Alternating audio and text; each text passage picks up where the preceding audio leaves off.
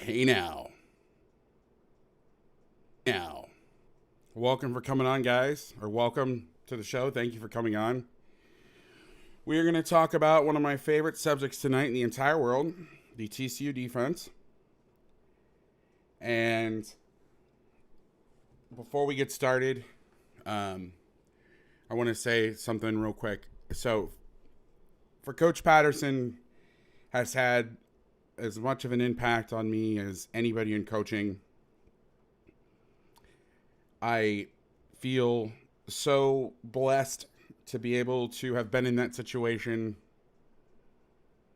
going to Millsaps, learning the system from Brandon Lechtenberg.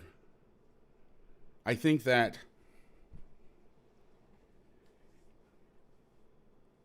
besides maybe the Saban guys, I don't know if there's anybody that is a better defensive coach that I've seen in my lifetime. Coach is well beyond his time, or way ahead of his time. Well beyond his time sounds like something bad, like he's an old dog or something, but way ahead of his time.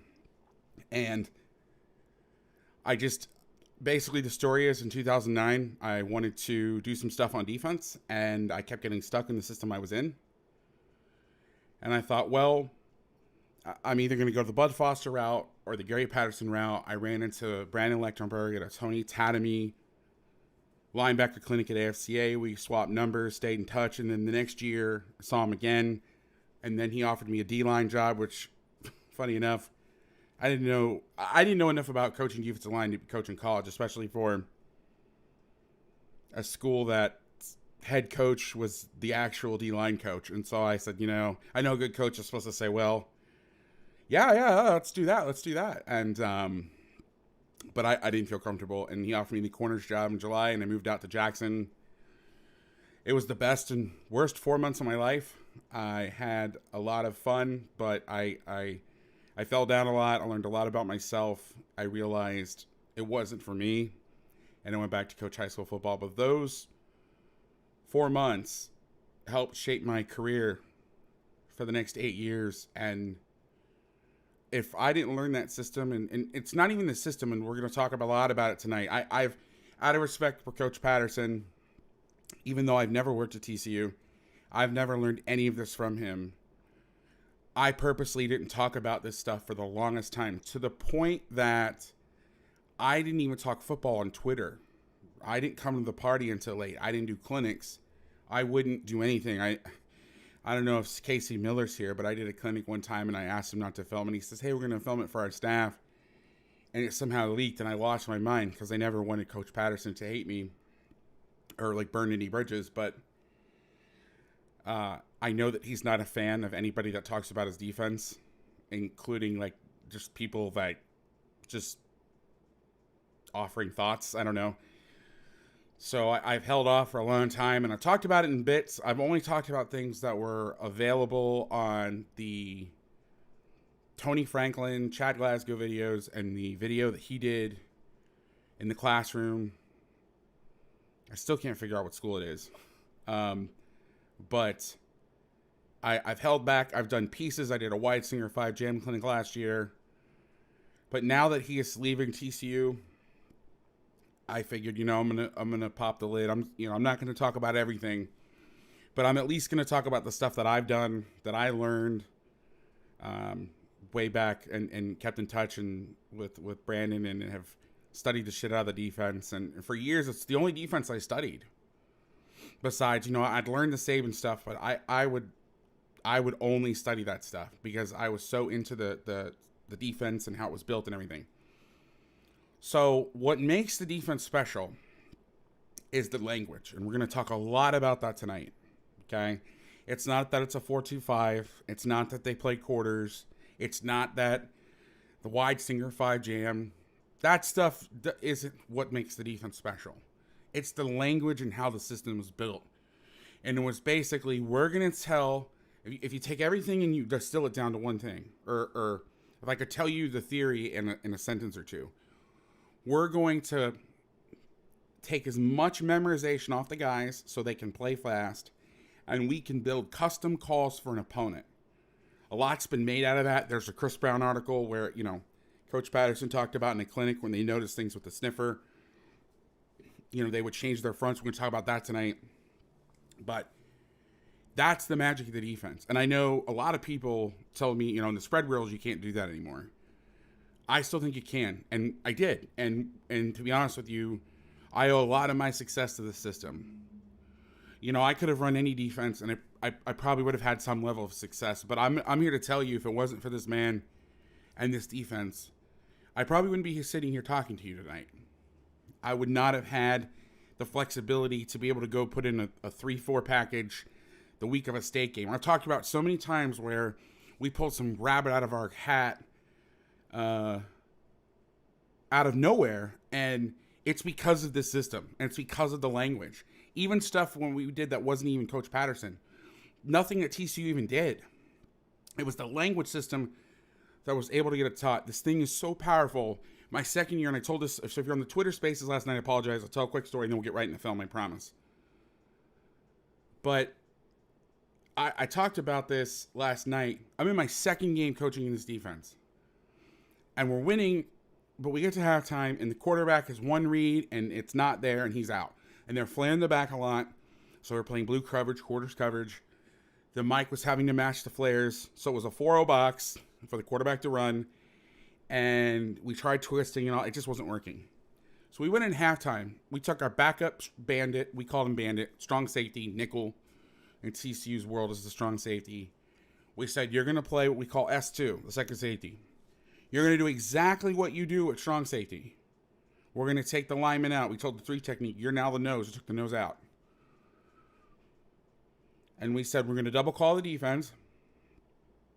And I was able to put a 30 stack that was quarters, drop 8 quarters to 2x2, and quarters to 3x1 with a sky concept on the backside without even drawing it in my second game. And it's because of this system. So, you guys, if you've ever heard anything I've done, I've talked about this. I somehow, it all comes back to TCU. So, I'll stop waxing poetically. I got the film fixed, I believe, tonight. So, hopefully we're there. And then, let's hopefully get into this. All right, fingers crossed. Okay. First snap.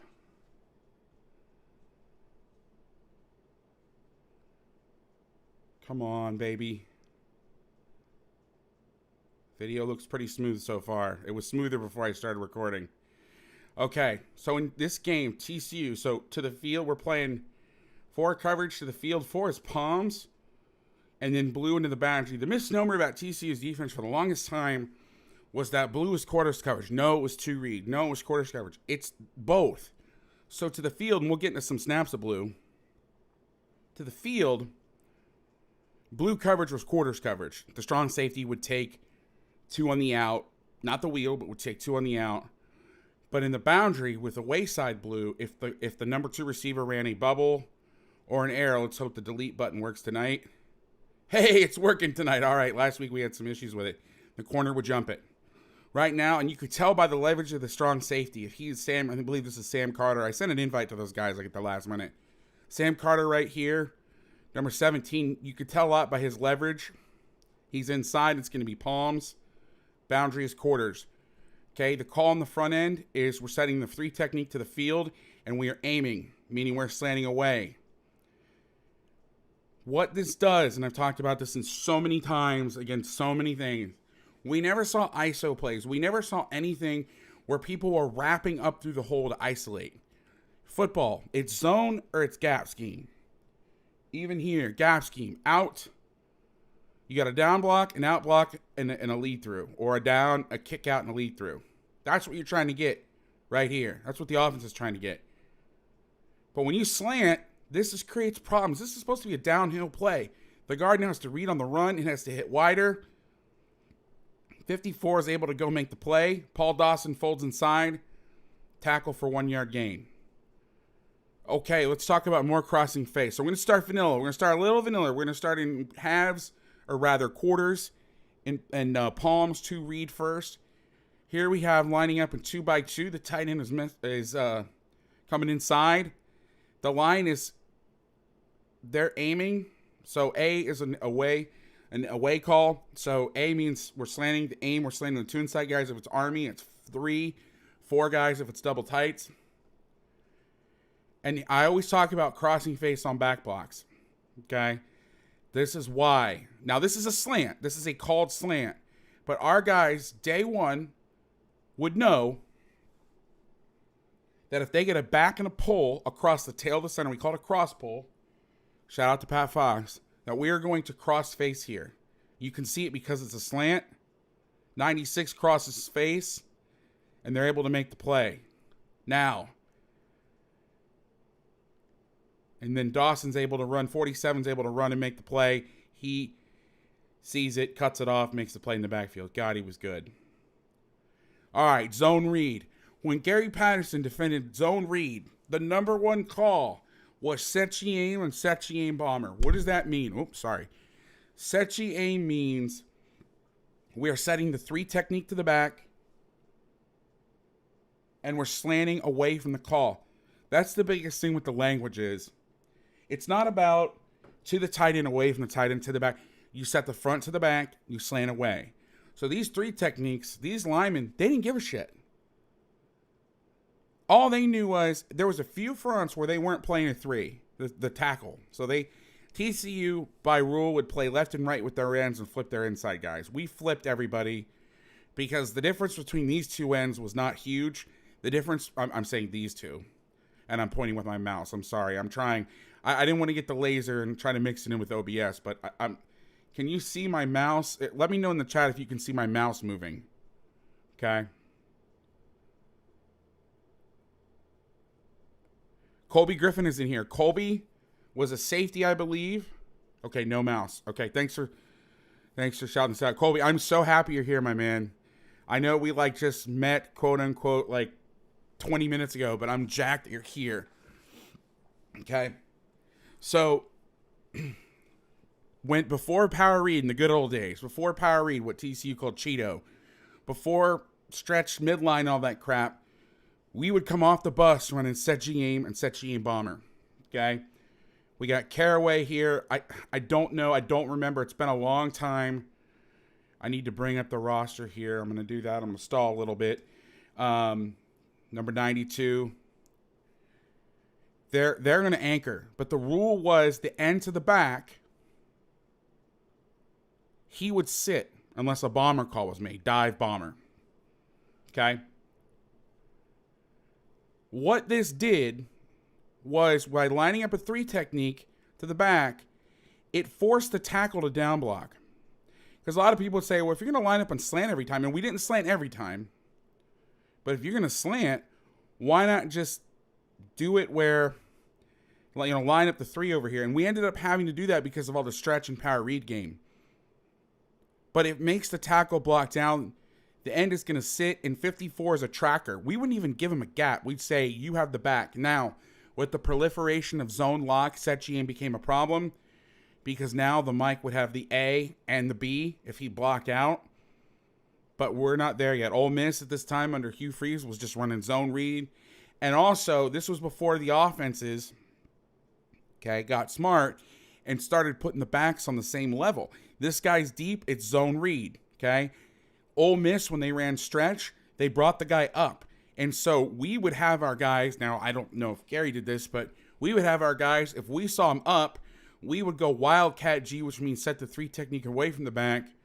And we would do something called high gear, which the end would come 1, 2, 3 up the field to get the quarterback to pull the ball and then fall back in. I was just talking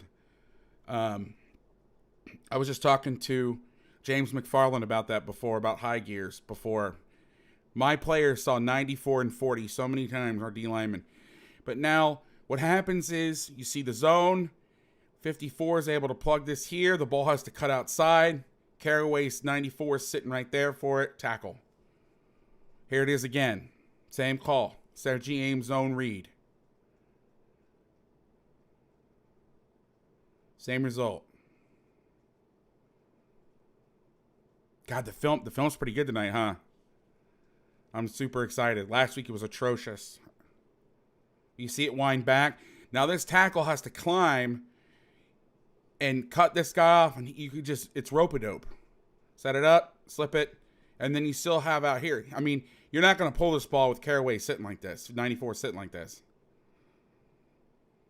Tackle for no gain. All right, here's power read. Okay. Now, I believe, and I don't know, I wasn't in the room, but the game plan, TCU played a lot of field G this game, meaning we're going to set the 3 to the field, and we're going to aim. Okay.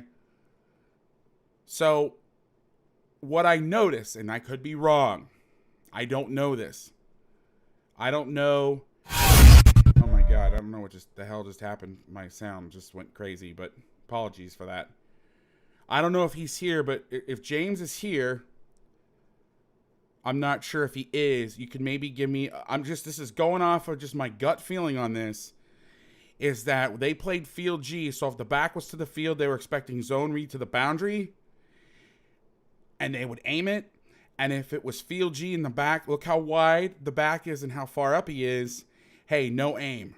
Because we want the 3 technique away from the back on power read, because it doesn't let the tackle climb. This is where set G aim became a problem, was you would slant and the tackle just climbed to the linebacker right now. Now they at least have to honor this. So it's going to happen by rule. So I'm guessing that they said, hey, back to the boundary, aim, back to the field, no aim. Or, I'm sorry, other way around. Back to the field, we're going to aim, back away, aim is off, we're going to play field G.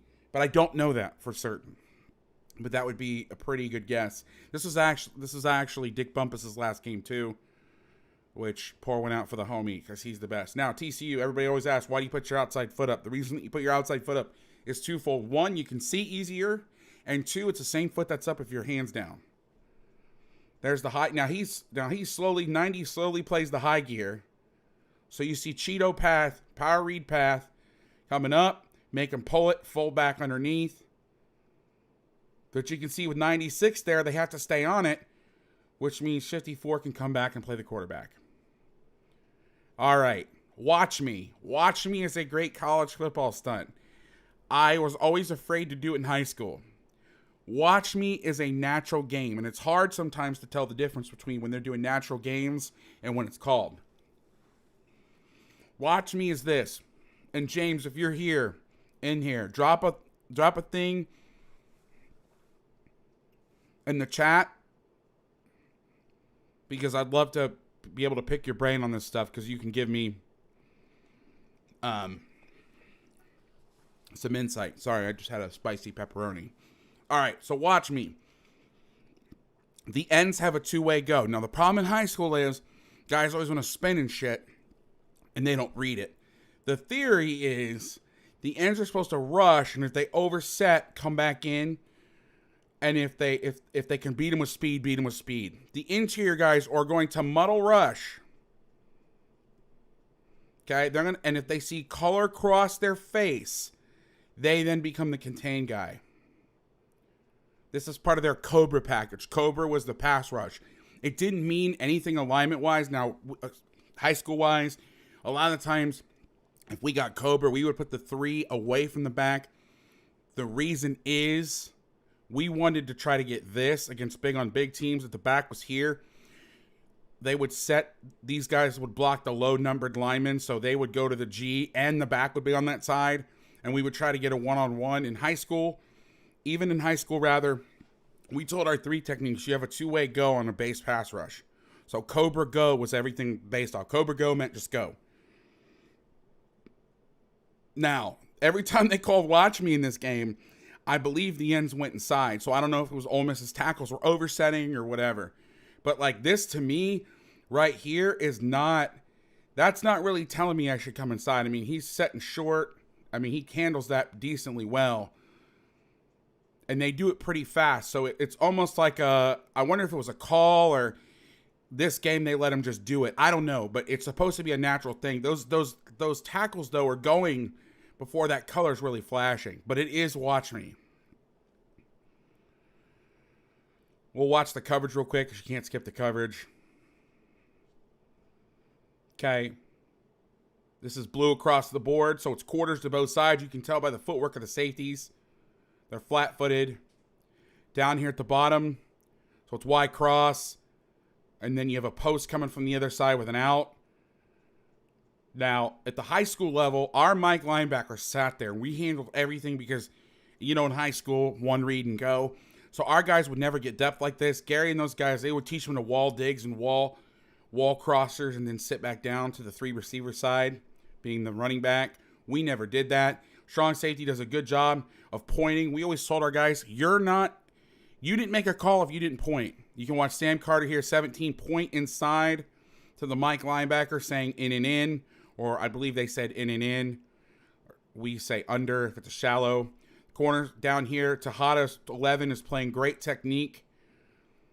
The shuffle technique, and I'll talk about that for a second. So I've talked about this on the podcast when I had Paul Gonzalez on. We went into this, but it was hard without visuals. The old school TCU was back to the sideline. And we switched to the 45-degree angle, and you watch both guys. I'm watching Tejada. He's here at the bottom. Okay? His technique on this. We would tell our guys, your front foot is pointing towards the receiver. The back foot is pointing towards the quarterback. Now, I noticed TCU's guys, they're basically both toes are pointing. We did it like a fencer. Our kids always had a problem shuffling out when their feet were pointed both inside. So we basically look like a fencer giving ground. And then when they would get into our blind spot, we would man turn and head whip back to the sideline and play man-to-man. But you can see here, in this position, you should be able to stay square on everything beside goes and maybe some deep comebacks. Watch the hot at the bottom. The hardest thing to do for any DB, and Colby, if you're still here, you can back me up on this or tell me you're full of shit, okay? But the hardest thing for a DB is to go from a shuffle facing forward to a 180-degree run.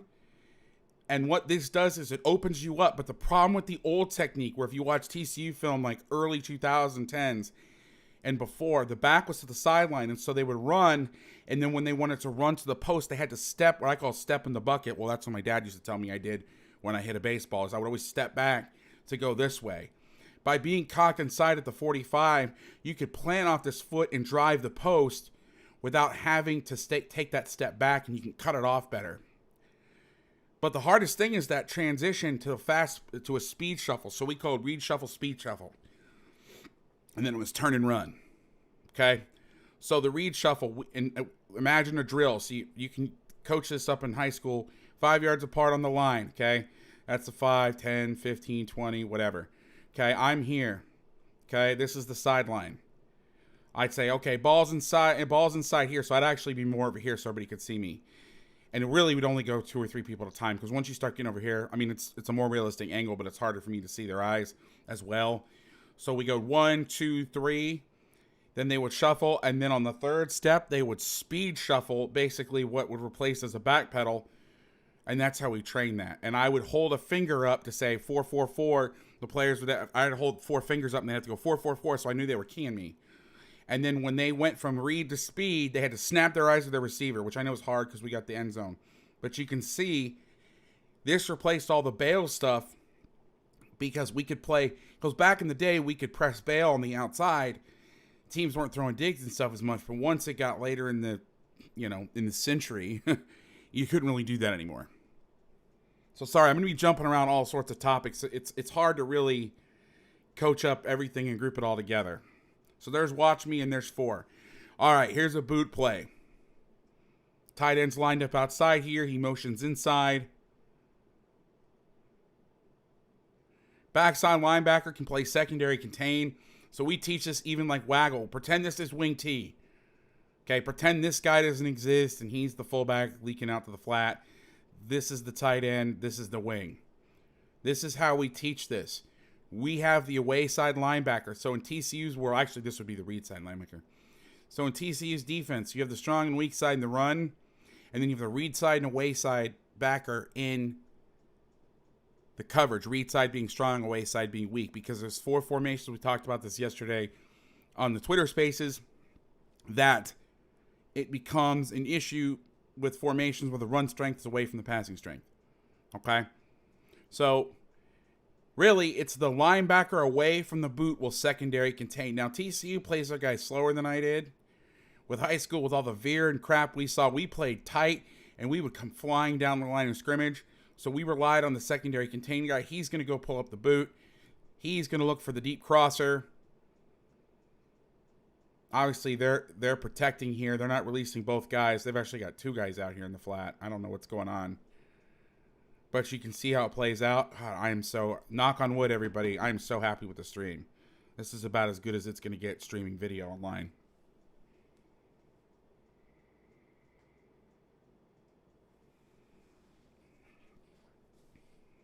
We see an aim again by the line. The line is slanting. 92 does a good job. He grabs the shit out of 17. Secondary contain, almost gets a safety. Man, I doubt he's on here, but man, Paul Dawson was awesome. All right. Okay, we're going to talk a little 5-wall. I've talked about this coverage. Everybody asked questions. Coleman, if you're here. This is what we were talking about last night. Okay, get your ass in the box. So we have quarters to the field, blue coverage to the field. We have what we call 5-wall to the boundary. What is 5-wall coverage? 5-wall is a 2-deep man match concept. Okay? 2-deep zone. If 2 goes out or 1 and 2 switch, it becomes basically 2-man in the pass game. Okay? The corner is going to play 5, means physical. He's going to chuck 1 inside. He's going to trail outside in, looking for 2 coming out. Safety is vertical of 1 and 2, not 1, 2, 2, 1 and 2. You got to get width and depth to be able to play over the top of both. And we talked about this last night in Twitter Spaces. The overhang, he's going to play a VH technique. So on the snap of the ball, you're going to open up. Imagine there's a laser coming out of your PP pointing at the hip of the receiver. If he goes across, I got him. I take him. If I can't get in front of him, I knock his ass down and I play him man-to-man. If he is vertical, I'm going to let him close my cushion. Remember, you're inside and underneath. You can be patient. And as I go to turn, my eyes go outside. I'm also listening for in-out and China calls from the corner. So if one dives inside right now, I'm going to come off my wall and wall this guy, and the corner will play the next thing. And basically what ends up happening is this half safety, which you will see, will end up playing like quarters. He ends up trying to nail down on stuff. You'll see it. Hackett, number 1, later on in the clip, you'll see him down. I think later in the video, he nails down on the routes. That was one thing about the Patterson defense is they weren't just dropping the spots. Now, I say that they actually did play a little bit of spot drop coverage this game. But when they were playing this man match stuff, they were nailing down on stuff.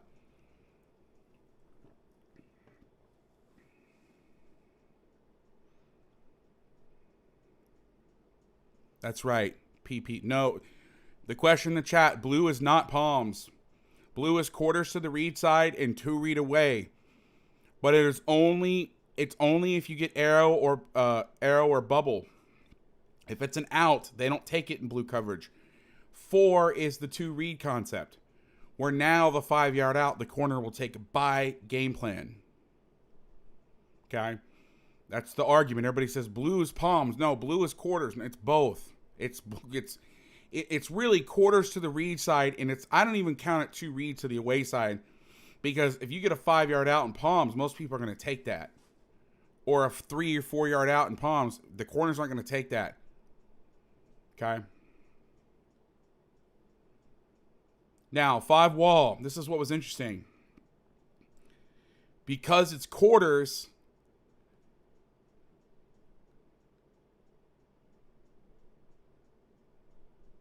you're going to see they're going to push this, and this backer's going to give depth. If it was 5-wall to both sides, and this is what I loved about this coverage, there was no push. So if it was 5-wall, unless they lined up close, 2 and 3 here, they would say, hey, alert push, alert push. But if this guy swung, the backer would take it man-to-man, and you basically lock in your 2 over 3 here, 3 over 2, so they can't distort the under coverage. Colby's exactly right. Blue, the only difference with blue and 4 is being that 5-yard out. And it was by game plan too, I believe, Colby. Now, I know things have changed. I know it's been a little bit since you've been there.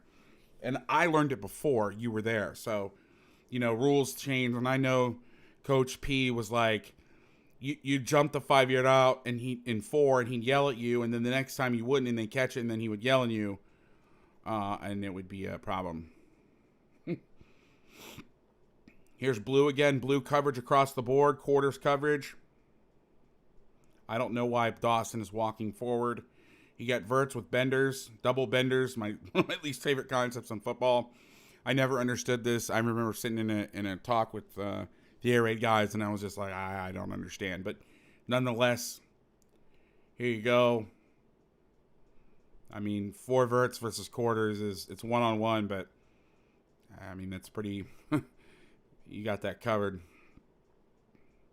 Now, Kevin, now with more experienced corners down here, Kevin White, number 25, he is able to stay in a shuffle and just bail because he knows, and this could have been a route concept thing where, hey, if 2 runs vertical, it's going to be vertical on the outside, so you can stay in your bail. Some guys, Spellman 5 wall, they don't really have it. It's close to cut, but in cut, the difference is if there's a fast push, TCU would stay on it with whoever's covering the back, and this would stay intact. Where in Saban's world, cut, the MAC would take the number 1, the corner would take the 3, and this guy right here would stay inside on 2. I only ran the MAC in the cut version when we played Kendall Milton, who's at Georgia. They would get into gun strong, well, Gary would call it gun weak pro twins, and they were running stuff like this with a swing. Okay. And then the issue is, I don't really give a shit about running backs and pass coverage out to the flat. But if we had a special back, we would have the MAC push out to the curl. We would leave the Will. This is the difference. The Will would stay on 2. I know TCU calls it Sam and Mike. I'm Mike and Will, sorry. And the corner would take the back. But we only played 1 back in all of my years running this defense, so we were like, we need the corner on the back. Good question, though. Let's watch the end zone. Uh-oh, the video's getting a little choppy. Oh, no. Okay, I get asked about this question a lot. I call this dual screen. I believe TCU called it jail. No, Marshawn, there's different formations. I group the coverages together. All right. This is a pain in the ass.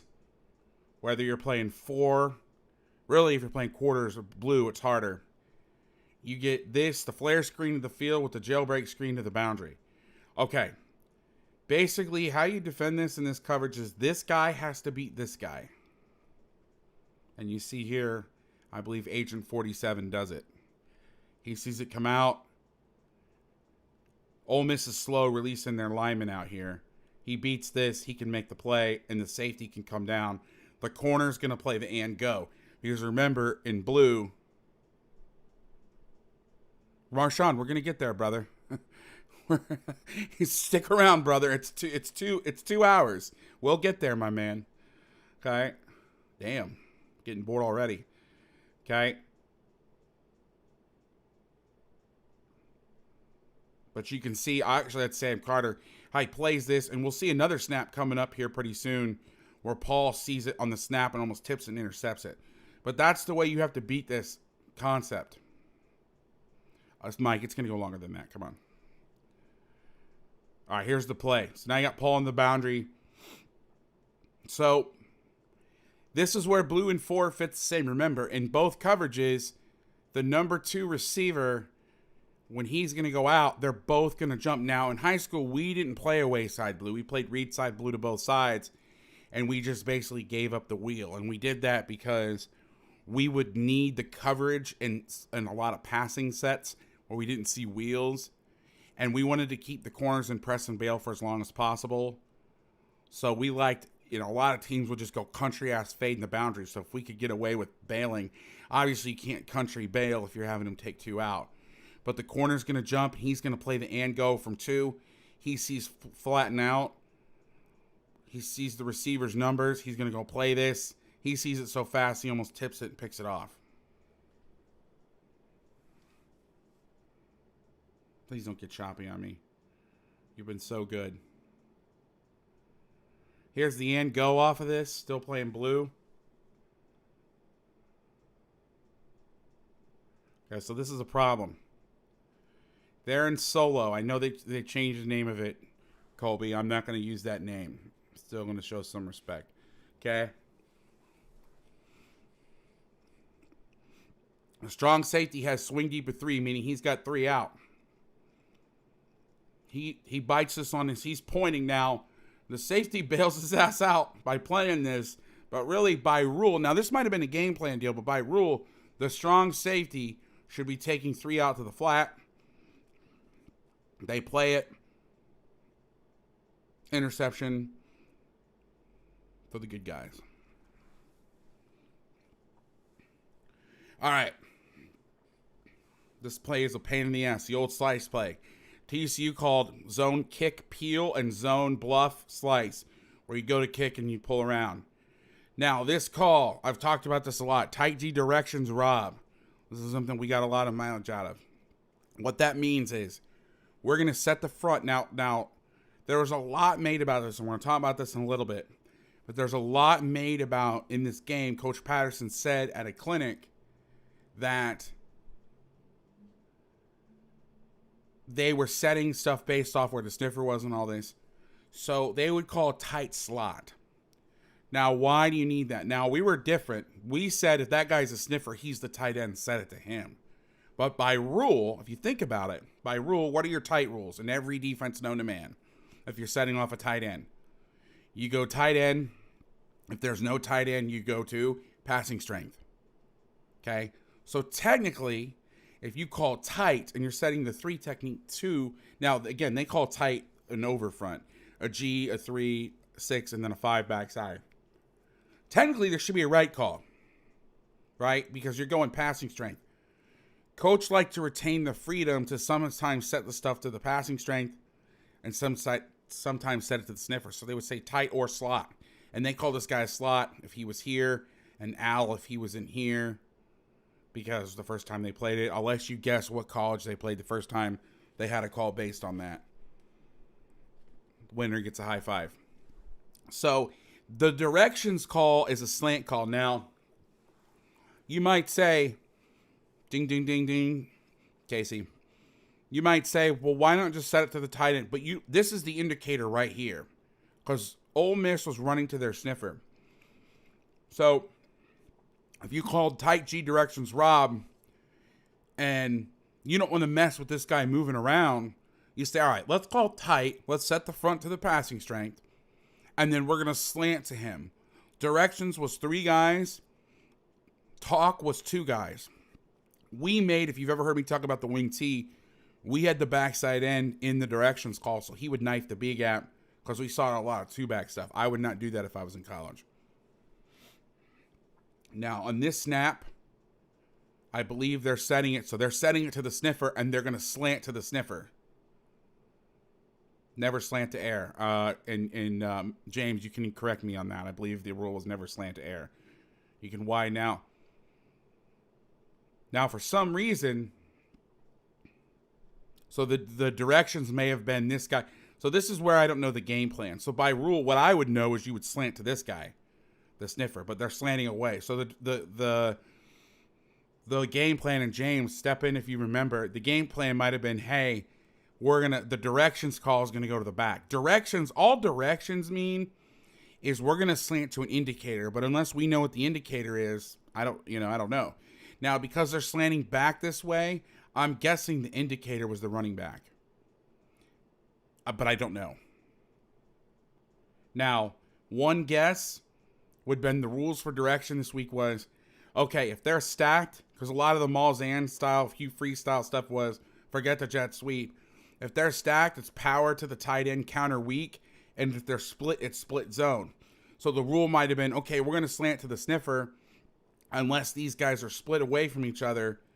Now let's slant back towards the back, because you can, and James, correct me if I'm wrong, you can distill this whole defense down into, we're trying to get the 3 technique with the run of the ball, for the most part. They run the aim, they end up running the aim. Now, this is freaking awesome. This is a pain in the ass play to fit. Okay? The end has to get underneath this because they can hand it off. The backer has to spill the bluff block right here. or go make the play. And then the safety has to fit outside. Now, what Ole Miss does by jet motion, and this is why I don't understand why they would jet motion. I think this is a bad play with jet motion. Because if you stick this receiver, and I mean, who am I to question Hugh Freeze? And you line him up out of here, you don't gain Agent 1 in the fit. Okay? He would be looking over here or looking over here to this side. You know, you don't know. But when they motion back, they're a 3-back team. So the DN gets underneath the kick out. Dawson is going to fit, which is inside of this guy coming around. Dawson is going to have to fit inside of this, because if he fit outside, quarterback keeps it for a tug. Because the backer has to play. Now, you can say, you know, stat track, fall back, 54. I'm going to sit here and go rock out. That's asking a lot. Now, because we're in a 3-back offense, I'm going to fit outside. Now, let's see how they fit it. That's exactly how they fit it. Dawson's such a savage. He knocks the ever-living shit out of whoever that is, the H-back, and gets out there and gets on the Q. That's a violent-ass defense right there. How pretty is that? That is how you fit the slide play. Now, TCU did a great job here, but Ole Miss is a dumbass for bringing more people into the backfield. Okay, so there you go, James. So James, this is so cool. So James said, we knew that if the slot was inside the tackle, he was more than likely to go across the opposite side. So he would set to the slot and slant away. So that's the directions. And the Rob call means, and James, correct me if I'm wrong, it means read on back, meaning if there's a tight end here and we're supposed to tank, right? Or run directions, which is the same thing. Let's say we're slanting this way. We're playing a 6 technique. Okay? Mike, one of the other teams simply asked their linebackers to knock the puller on his ass and make the tackle. That's funny. So here's your problem. Imagine this guy is out of the picture. Say there's a tight end and a back right here. The issue is if you get zone read and they read this guy and he slants outside, they hand the ball off and cut it right here for 6. So the Rob call meant to play a read technique, which is a 6 technique, reading the tackle, stepping flat if he comes flat. If you get a tight end on the ball, and what the rule used to be, he had to be on the ball. I don't know if it still is, and a back to the side of the tight end. It was off. We would still run the tank, but the Rob meant I'm not going to step outside and create a cutback. Now, what we would tell our guys, if we got, now I don't know if you did this or not, James, if we got this, and we got this look, the defensive end would tell the tackle, Toro, Toro, Toro.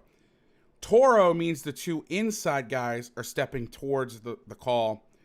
The difference being for us, I don't know if it was this way for bump, but Toro meant we're going to step through from a 3 to a 4-eye. And if we got a down block, we were going to be real thick into it and knock the shit out of it.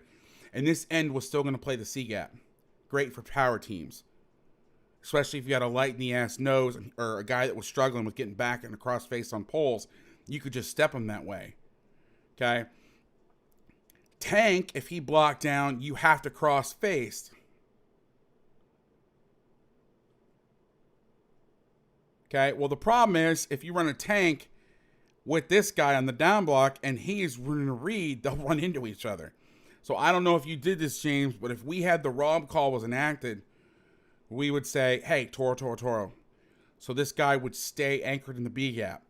Now, again, we were more worried about power than all the other stuff. All right, boot pickups. Here we go. We got a tight slot call. Okay. The slot is on the ball. So I'm going to guess they're going to slant to the tight end. Yep. And that's for buck sweep. Which is, here you go. You got boot. Now, again, I don't know what Ole Miss is doing. If Ole Miss outside releases this guy and then runs him outside, that pulls this safety, or runs him deep enough, that pulls this safety out here, and now this guy over here has to cover this route here. For some reason, they have him, and I know those are brute rules, but to a stand-up receiver, what are you doing? They slam him down. we're playing quarters. I see him turned. No, I'm going to get my eyes across. I'm going to pick this up. Backside secondary contain. Now this time, what should happen by rule is, oh shit, because this guy, by the time he realizes his boot, this guy's gone. He should turn and roll underneath the boot, and this guy should go pull the pin and go. But they don't do it that way. Force a bad throw, incomplete. There's the slant.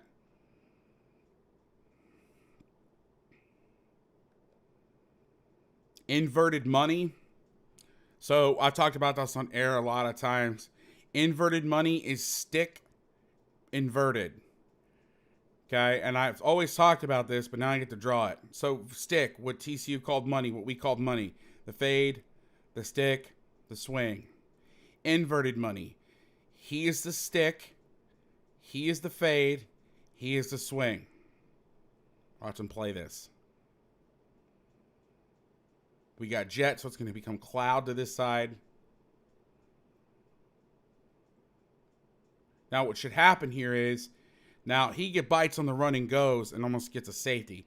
So this is one of those plus minus plays. What should happen with 3 coming through is the backer should get to the slant. The strong safety should leverage the flat. The corner should make a China call. So here was the hard part for our strong safeties. China meant that the strong safety in blue coverage was going to play man-to-man basketball in number 1. Meaning he was going to turn around and play a man. But we also made a money call or a push call when 3 was fast. We called it money. Money beat China. So what should happen is it should push out. And it's, you hear money, money, money, China, China, China. I'm going to keep leverage. I'm going to play the and go over the slant. Or I'm sorry, no, I'm going to play to the corner. We're going to double the corner. I'm going to play out to the swing. And I'm going to play to the slant coming inside. But Agent 47 had other ideas. Again, this would have been a plus minus. Like, I don't know what you're doing, but you almost... Well, no, it was a pick in the end zone. Wasn't it? Yeah, so that's one of those. And again, it's the last game of the year, so I'm sure the grading was graded on the curve. It was a little easier. So, but yeah, so that's one of those, hey, don't do that again, but you just got a 6 points. But you can see my man here is he's a little stuck, especially if he's able to throw that ball. But again, you know, some players make plays. Oh my God, Bo Wallace. Come on, brother. All right. Blue coverage. Check the 2. Old robber coverage. If 2 is tight, you can see him. He's telling them, hey, check the 2. When they get tight, we get wide. When they get wide, we get tight. So if my dude is way out here, we're going to check because in TCU rules, strong safety was outside leverage of 2. In quarters, palms, he would get inside of 2. And then 2, we'd get out really outside of 2. So if they're wide, we move inside. We move him outside. If they're tight, we're going to play outside. We're going to come inside because we're inside. He's saying, hey, brother, you got to get deeper because I can't help you. Just a quick, it's a rat play. I just wanted to show the example of that. My man, 40. Look at 40 on the, now this is what TCU was, Colby, brother, I got you, man. So, watch McFarland 40, who was in the chat, so you better be nice. Okay?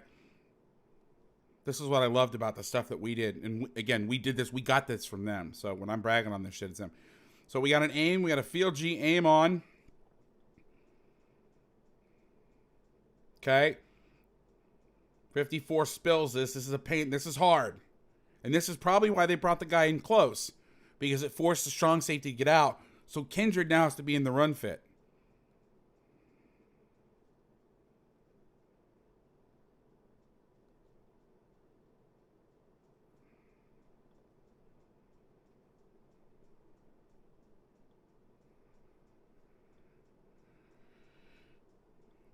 Hold on, technical difficulties for a second.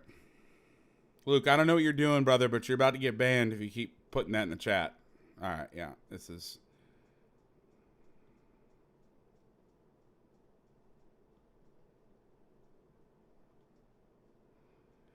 Thanks, Luke. Probably Coach Patterson trying to spam the chat here. We were in here.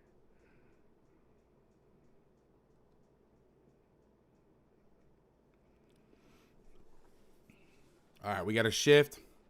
All right. Everybody always asks about... More serious question. Everybody always talks about... Jerry, what terminology? You're talking about calling 2-5 and 5-2? I think it's the underneath guys. Okay, so everybody always asks about the torch call, or the gate call, or whatever it's called, the read twist. And everybody always asks me, hey, do you have a copy of it? And I'm always like, somewhere. Here it is. So this is red zone special, stubby, whatever you want to call it. They're just playing a little closer. The safeties are playing a little closer in the red zone. The safeties are basically banjoing this guy, or whatever. Not banjoing. Banjo's a 2-on-2.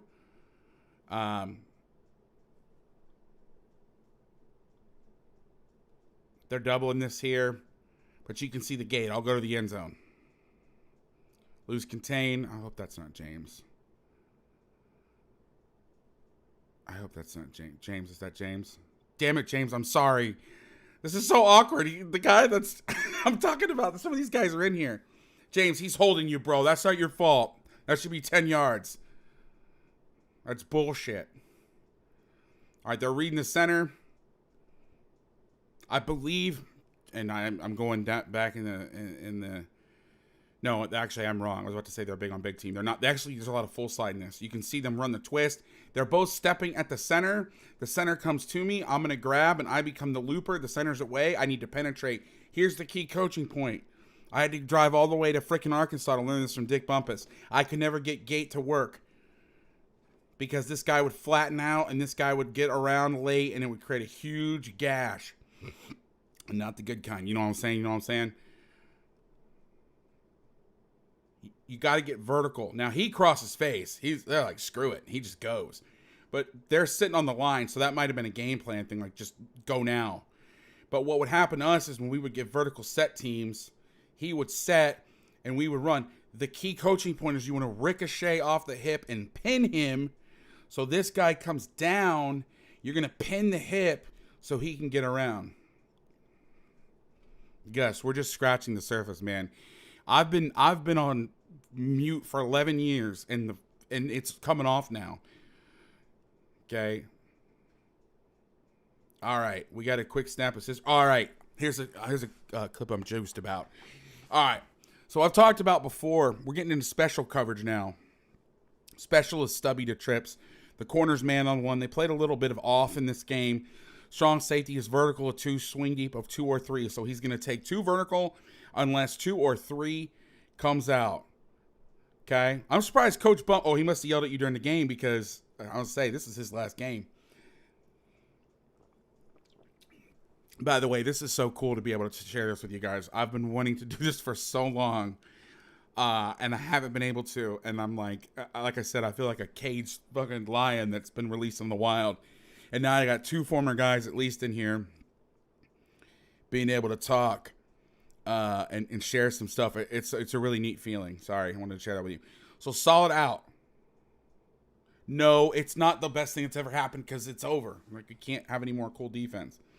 So they're showing Sky down here.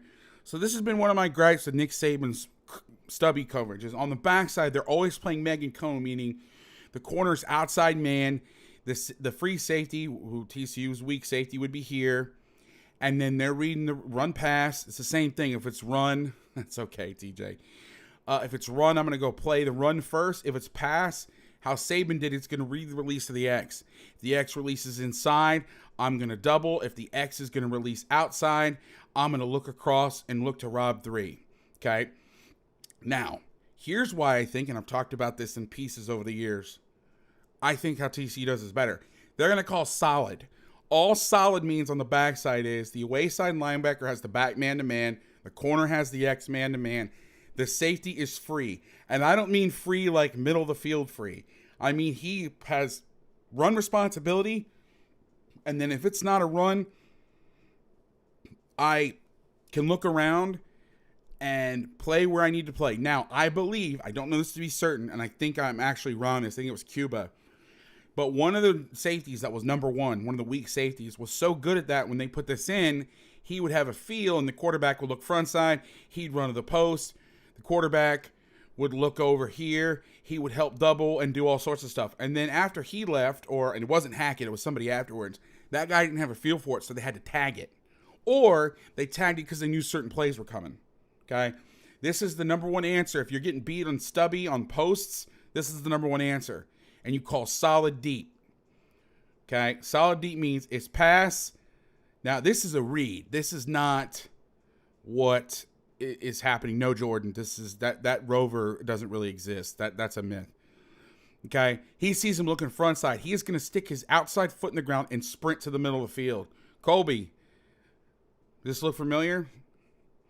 Now, he starts back here and then rolls to it. Now, in later years, I don't know if they changed this or not, because, again, I'm not in those rooms. I have seen backside safeties in TCU make picks over here because on the snap of the ball, they stick their foot in the ground. So I think he's reading this because he's back and then he looks front side.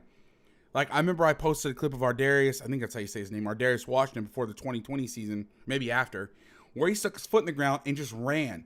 And that's the beautiful thing about not pedaling and weaving, is you can stick your foot in the ground and just run to the middle of the field and you're good. You don't have to. You can make plays outside the quote-unquote divider because you're already moving that way. See this, he pedals, though, and goes. Quarter breaks up the play. My man McFarland's in. Get him. Get him, James. James, was Tunsil playing in this? Was he on this team? Here's another watch me with the D-line. I don't know if you're in here, but we talked about this earlier, James, on the watch me. If you can remember in this game, on the first snap of watch me, y'all looked like you were going right off the bat. Do you remember if you had a tell in this game? Or was this, because on the first snap of watch me, the inside guys were basically going before anything was done. I mean, it was like now. That one's looks a little delayed. But I never could trust my guys to do it. All right, so we got special here. I mean, look how far Sam's up. It's 3rd and 9, so he's lined up deep. Now, Kendrick, this is what's cool about watching Derek Kendrick. Derek Kendrick was so good. Usually in special, you backpedal. He could play this flat-footed in blue, like blue. And in fact, we did this at Millsaps. Well, Brandon did it after I left Lec. We played, if the back was strong, we'd play him flat-foot. If we had a badass here that could handle him one-on-one, again, this is high school shit. I would not do this in college. We would say, hey, you sit flat-footed, and then if you get zone stick or whatever, you can drive it. If he's weak, get ready to play deeper, because that's more of a pass formation rather than RPO. That's some good shit right there. I think they're running a lot of choice routes. Their tight end didn't run a lot of verticals. In fact, you'll see a little later with the coverage, they were putting the backers in coverage. All right, this looks like more of a normal watch me.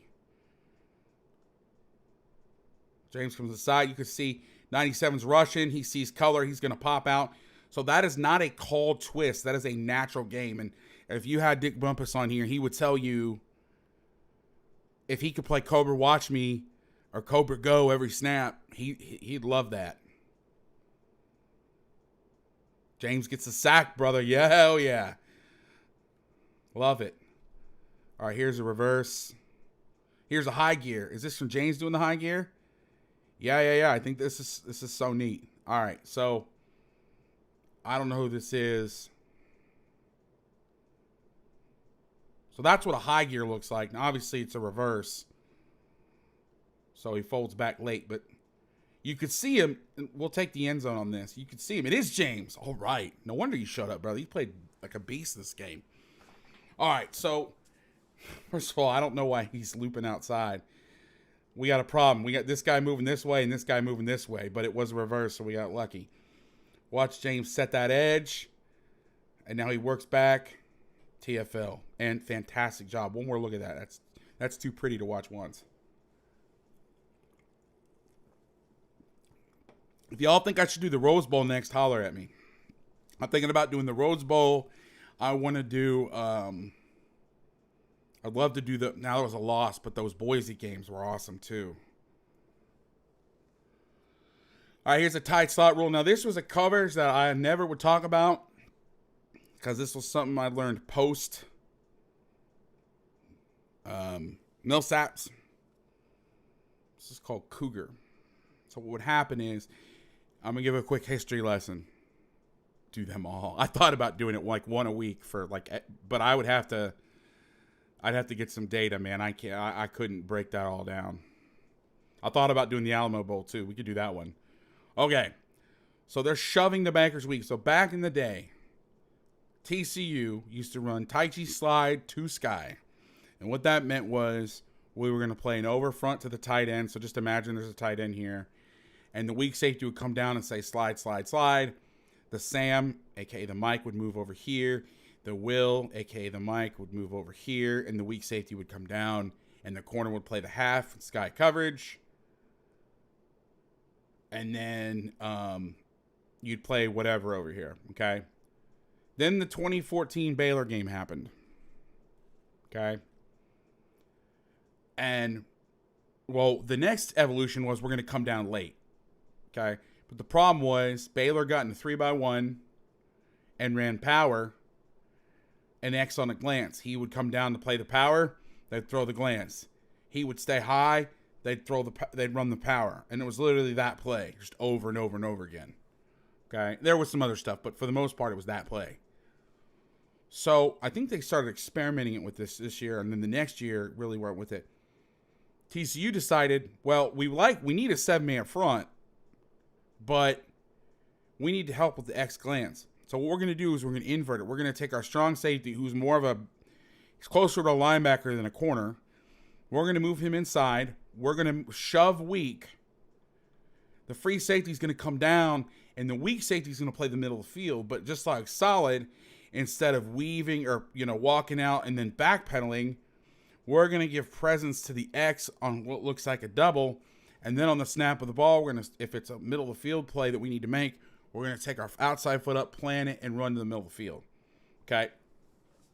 That's really what you're looking at. Okay? Now,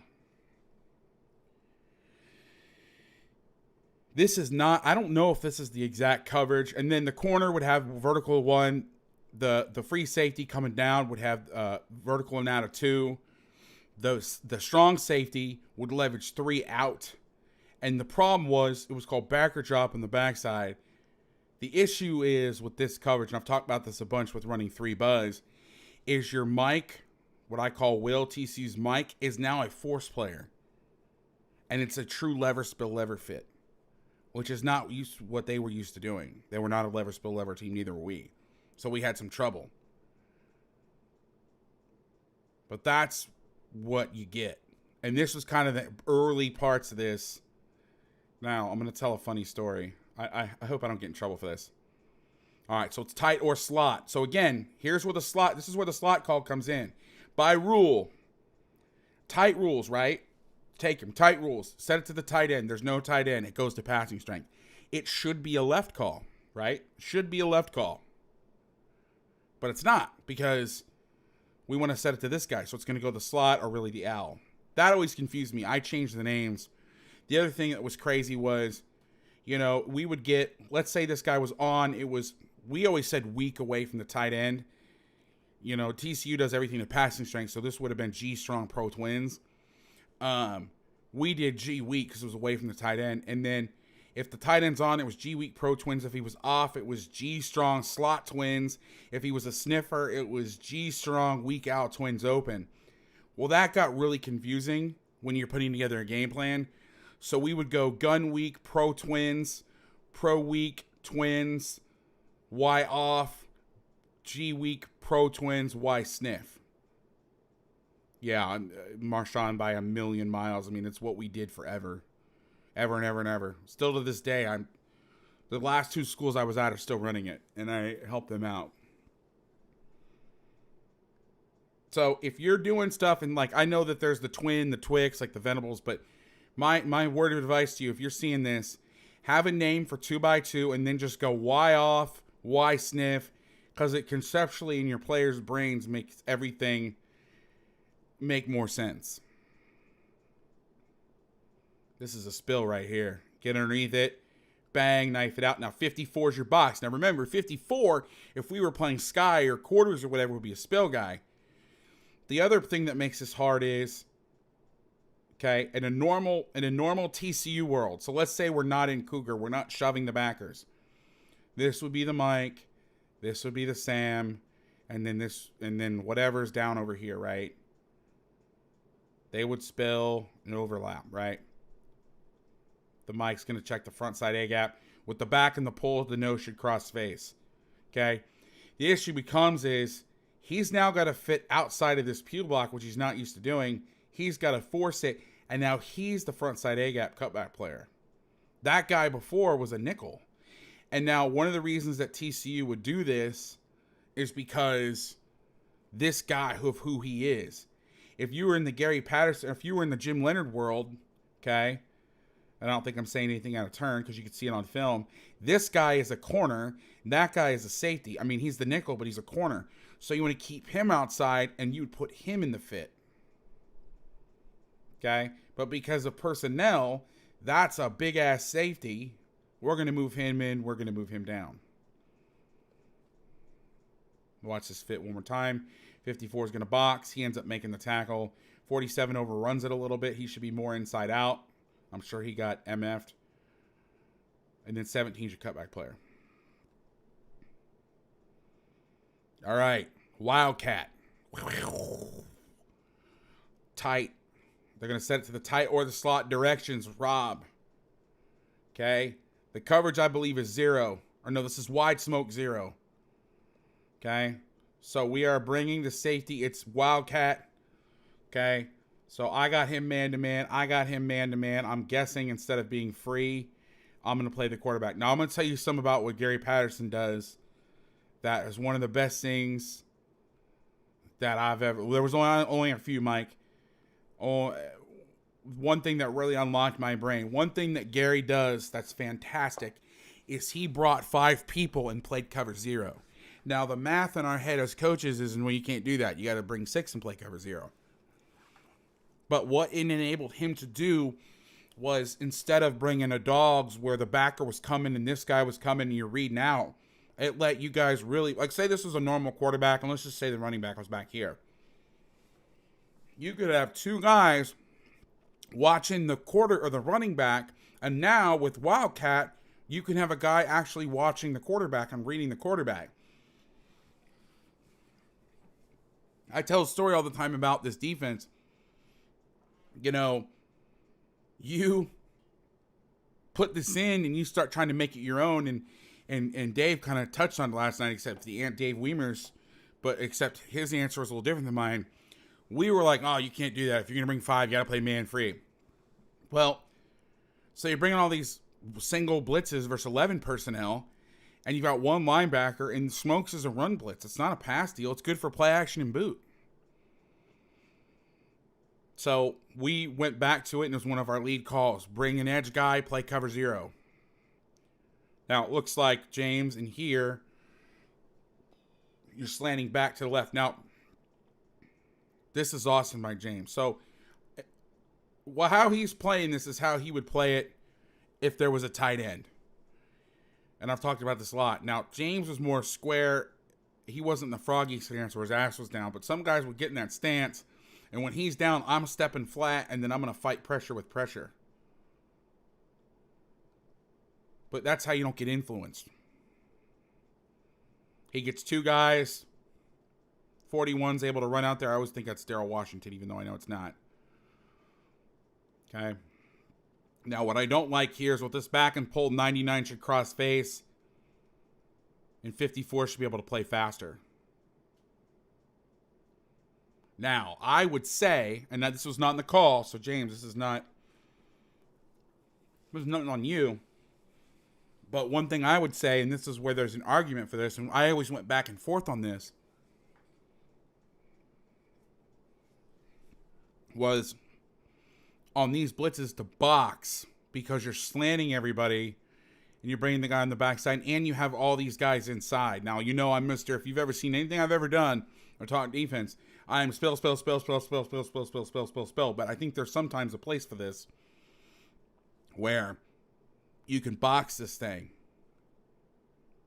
But that was not the call. So that's not, I don't want anybody thinking that that's James's fault. All right, here's a wide smoke. This is what they called cyclone. This is, I hate this play. It's post. It's a play that everybody runs now. Uh-oh. Post, wheel, jet swing. Can you guess what team ran it first against TCU if it's called the cyclone route? We got wide smoke coming from the field. Now, this is a good thing about being in zero and not having a middle of the field guy. The rule for zero coverage, when you teach the rules, okay, the backer has 2 if he's inside the tackle. The safety has him if he's outside the tackle. Okay? He's wide. So they probably told the safety, you got the back, I'm going to be free. They're banjoing it. This is the signal for banjo. Kevin White's here. No way. Kevin, man. I was just talking about some of your stuff earlier. They're banjoing this. That's that signal right there. Hey, watch this shit right here. We're going to play 2-on-2 here. Hackett ends up playing the wheel. McFarland does an awesome high gear. Almost tips the ball. I don't know if James is still here or not. I'm talking to him like he's in the room. And there you go. Let's watch the white copy of that real quick. There's Kevin down here, I believe.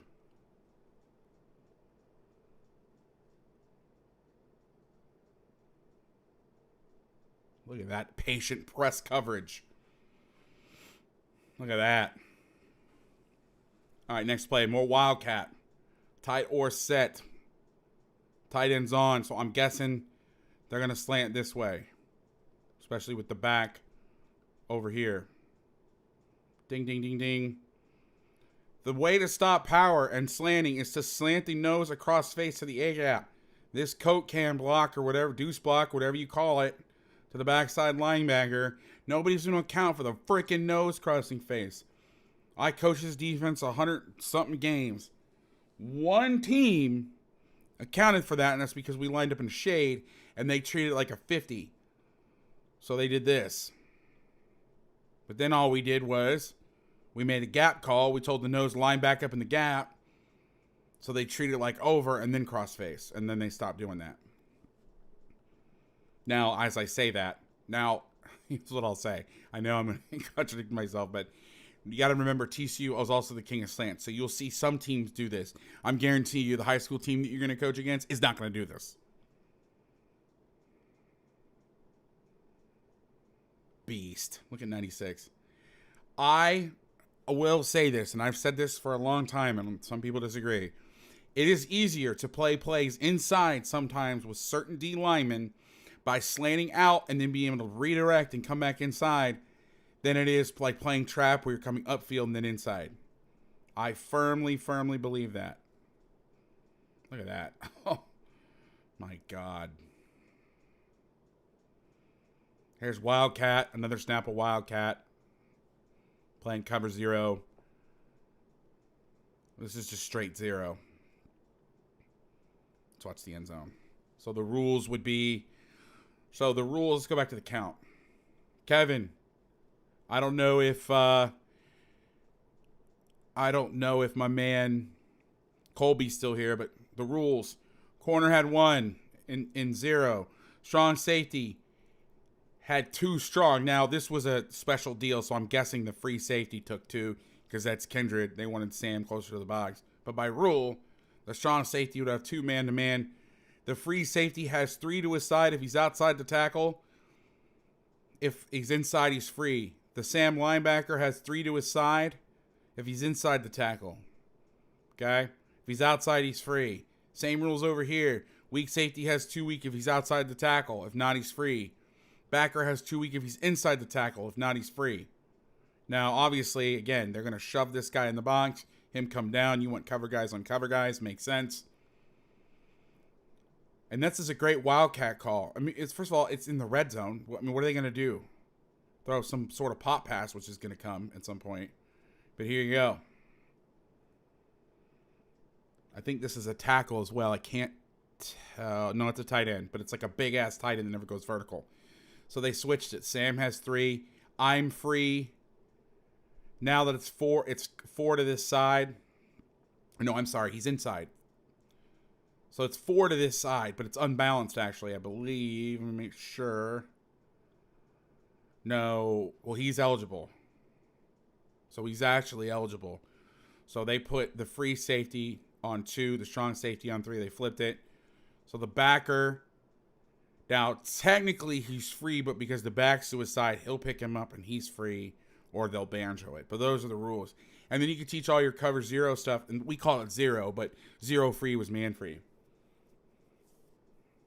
This is how you play this block right here. Tight end's down, I'm square. I don't turn into the guy, I fight pressure. I take away the C-gap. Look at 57, man. This is why you cross-face on back blocks. Just keep going. Chucky Pearson, I believe. No, I confused 2 guys. Chucky something. Help me out here. Chucky Hunter, rather. I tried to find him on Twitter. Couldn't find him. All right, here's one more snap of Wildcat. This is some great stuff if you're playing the Wildcat. Now, this snap, I believe they leave Sam on number 2. They bring Kindred down on the box. And it's the same stuff. Here's the end zone copy. This big sumbitch ain't going vertical. Now, they're slanting back weak. This is a great redirect. It's not a redirect at all. Great job. All right, blue pitch. We got Bulldog personnel. Bulldog was the 22 personnel defense where you brought out a corner. Well, depending on personnel, you bring out a corner, you bring in another safety. Always talk about blue pitch. Here's a snap of it. Now, TCU boxed. If he went down, he would force. We did not do that, but here's the genesis. Here's actually how I created blue pitch on accident, our version of blue pitch. So I knew blue pitch. The only time I ever talked to Gary Patterson, well, I talked to him in passing when I was at practice in 2016. And I've texted with him, but the only time I really talked to him one-on-one in person was he was at Nike Coach of the Year in Orlando in 2012. I waited to the back of the line, and I basically walked him to his car because he was going right back to the airport. And I told him about all the stuff I was seeing, and as he got in the car, he looked at me and he goes, "Play blue pitch." It was like the Forrest Gump where he said, "Shit happens." But then I talked to Brandon Lechtenberg, and I was like, "Hey, you guys spilling this, don't you?" He thought I was talking about the linebackers, which you do. I was talking about that guy. So then I created this whole defense, and then Brandon's like, "We don't spill the strong safety." I'm like, "Oh shit!"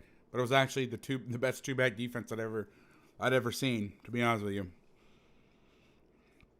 this is beautiful. Let's watch the end zone. This is a freakish play. All right, my man James. I don't know if you're still in here.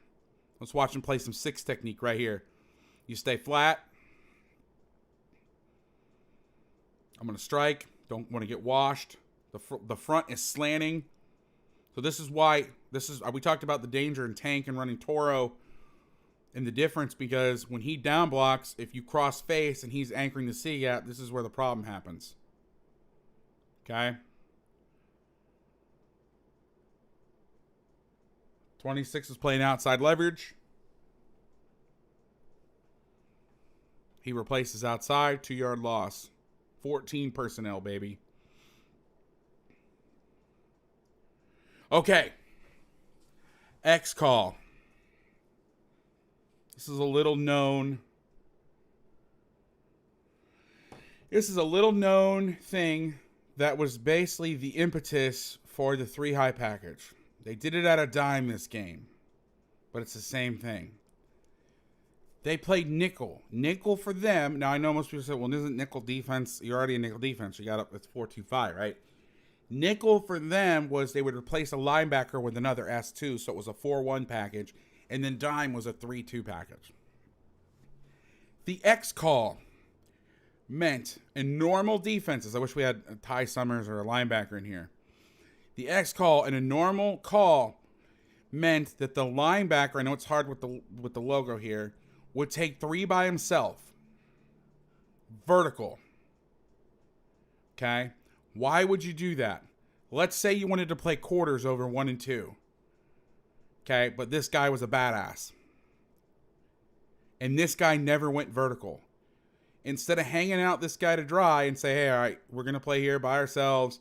3 is going to poach across the formation of the vertical. That guy never goes vertical. So you're telling him, hey, read number 3, okay, and then look 3 to 1 back over here. Well, problem, that guy never goes vertical. So what you do is you make an X call, which says the backer, the read side linebacker, is going to take 3 by himself vertical. Now, either they never throw it to him, or he's slow as shit, which in this case, Ole Miss's guy is slow as shit. Okay.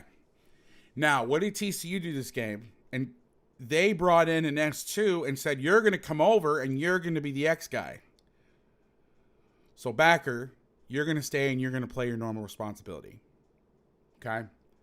Where does this fit into 3 safeties? When we ran the 3 high stuff, we would take out a D lineman and we would make the X call. And what the X call normally would do is tell the read side backer, hey, you're going to take 3 vertical. But with dime, or we called it Cyclone, I think, because Iowa State. I forgot what we called it. If we were in a true dime package or the 3 high stuff, the X call would go to you. We're now going to play even front rules.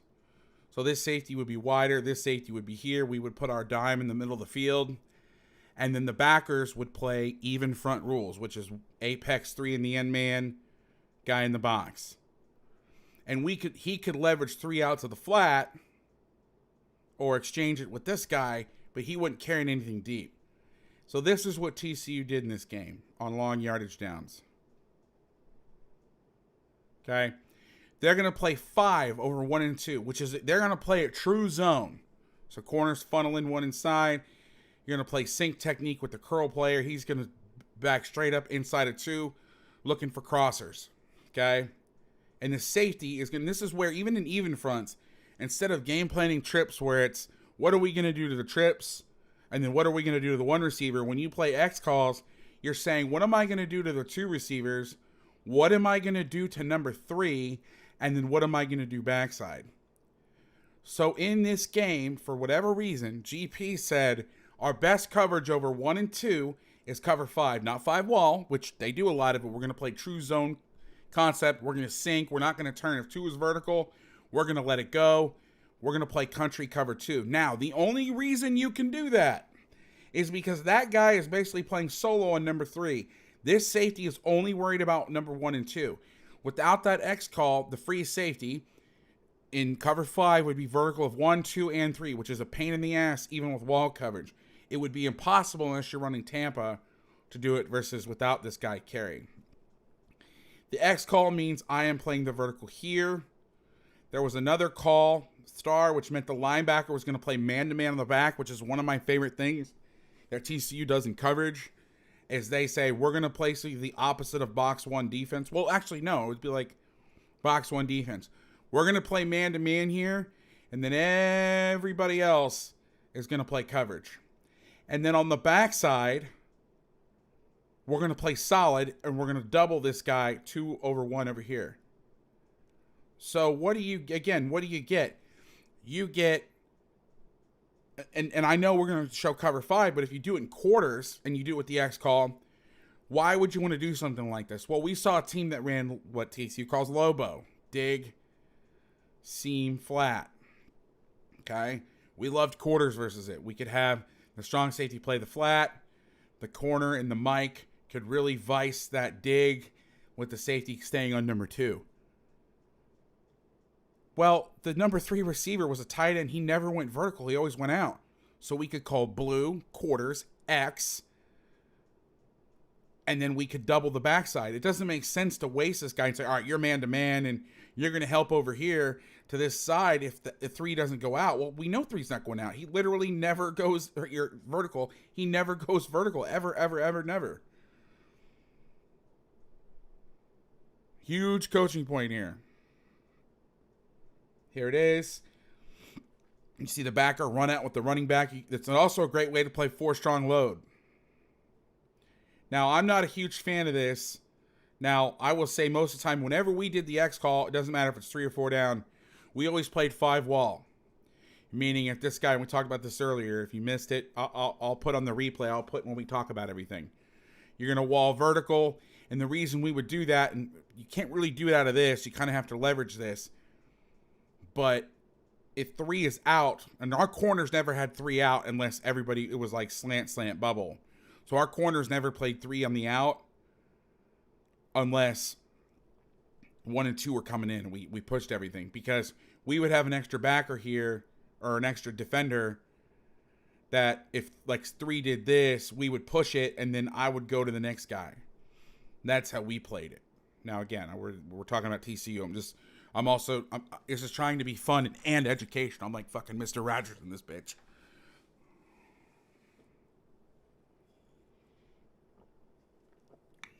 I don't like this because now your curl player who's supposed to be sinking is having to push out here and I'm sorry. I'm having a brain fart. Is it Duncan? I knew it earlier. Jesus. Dawson pushes flat. He's got the back man-to-man, which he's supposed to have. And there's a big-ass hole here. But they throw it out to the flat. It's a first down. Here's another gate call. The reason they ran gate against Ole Miss, I believe, because the center kept going. They were doing all sorts of stuff with the center. Okay, word to the wise. I mean, this is also shitty. This guy's basically, he should just turn his body this way. He knows this is going to be over here. Word to the wise. Gate is really freaking cool if you want to play it versus the run or you don't know where the center's sliding. If they're a country-ass high school team that runs big on big, where the center is going to go to the down lineman, the low number, and you know he's going to go this way, and you run a twist, and you know exactly where he's going to go based on the back, or he's always to the field. Don't waste your time with gate. Gate is a read stunt used when you don't know where the center's going to go. If you know where the center's going, they called it twist and twist eye. We call it ton and knot. Call the ton. Okay? If say the back is over here and the center's going to go away in the slide, then run a knot. Nose first, tackle second. If you know that every time they're going to turn away from the back. Only run the gate if you don't know where the ball's going to go. God, this streaming is... Oh, the video is so good tonight. I'm so excited. Especially after last week. All right, here's another watch me up front. We got 5X on the back end. Let's watch the back end first. Again, we're playing cover 5, 2-deep zone. True zone concept where we have a sink player over 1 and 2. The X call with the dime in the game means I have 3 vertical. Now, here's the interesting piece. I left a key point out. The X call in this game is basically saying, because we're playing man here, you got to take this if they run a shallow. Now, I'm sure there was some sort of call where if the back was strong and he pushed out and they were going to run shallows, they could switch this and he would go play the back. But it doesn't look like Ole Miss did that this game.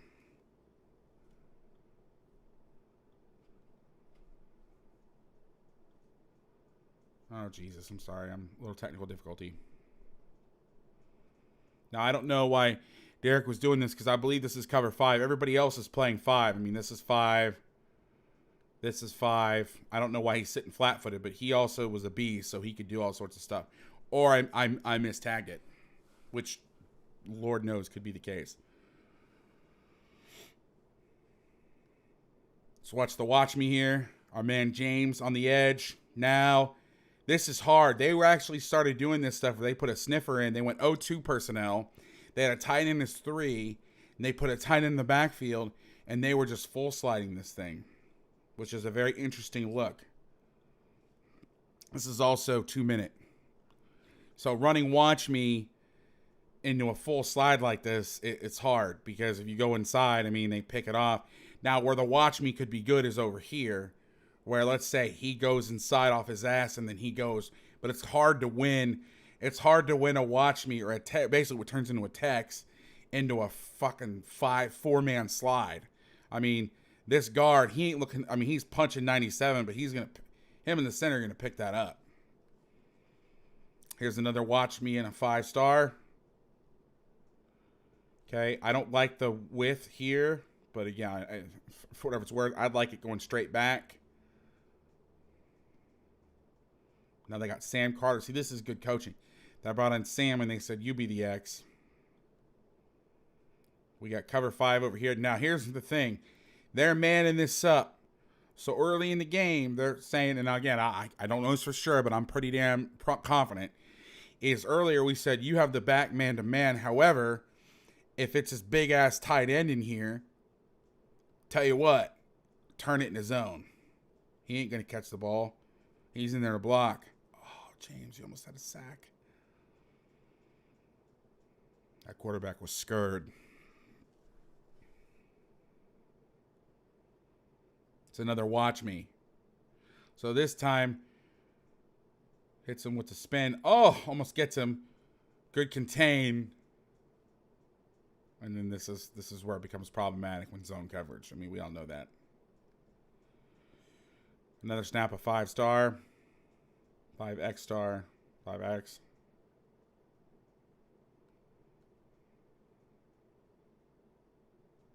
Throws it right in the seam.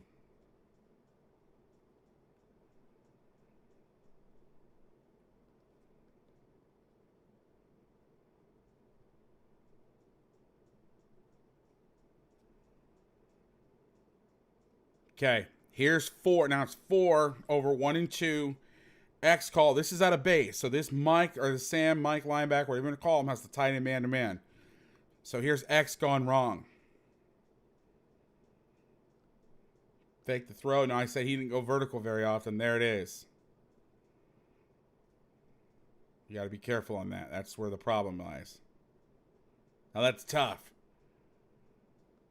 Because you're getting power read look. So I got to play the run, and this is where Qtrs with solo on the backside died a horrible death. Was that play right there? Stretch 3 down the pipe.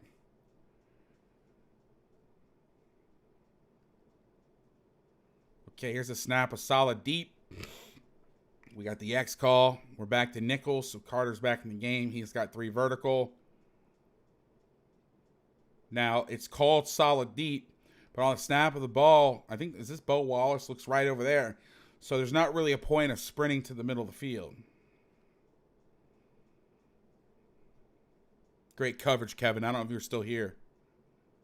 I think that's you, isn't it? I hope it is.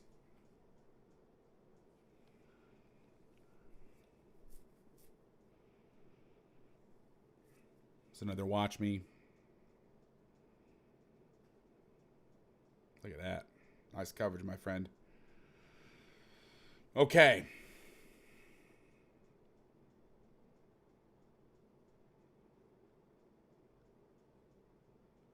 Here we got a double on 3. Something happens wrong here because they're calling special. So special was the empty check, but with him in the game, you don't need to check special. Because watch what happens. They're like, because it's supposed to be 5X blue or 5 something something. And these guys are like, oh, it's empty. We need to play special. So he moves inside. He moves outside. But he's already got 3 vertical. So what ends up happening is you get a double on 3. I mean, 3 better not catch that ball. Now look at this play. Oh, boy. Okay, so here's blue coverage. Watch Hackett here. This is pretty. 2 is vertical. He breaks out. Sit your ass down, drive the curl, pick it off. Thank you. Thank you, come again. Look at that. Whew.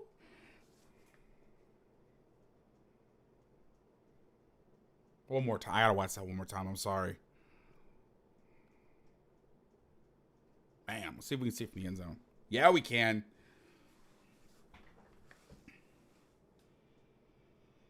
You don't know how many of these clips I showed my players. Look at the patience.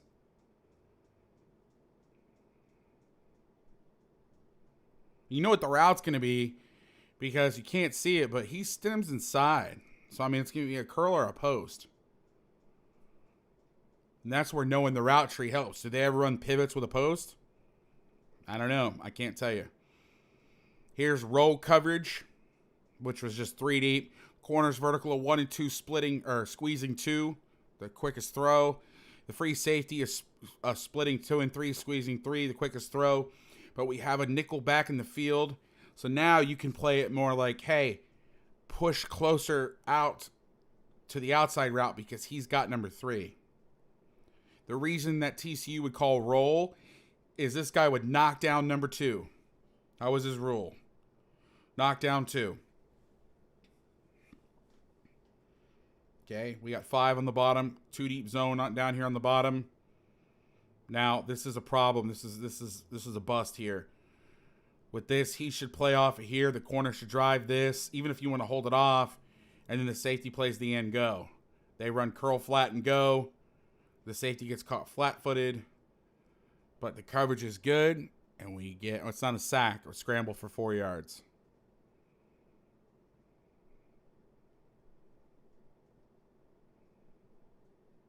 Let's watch the end zone.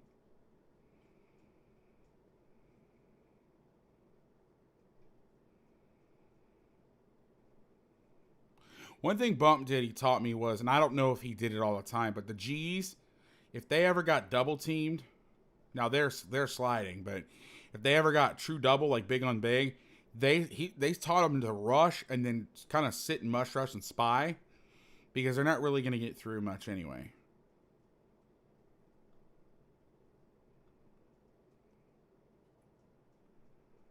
All right, 5 Tampa sticks.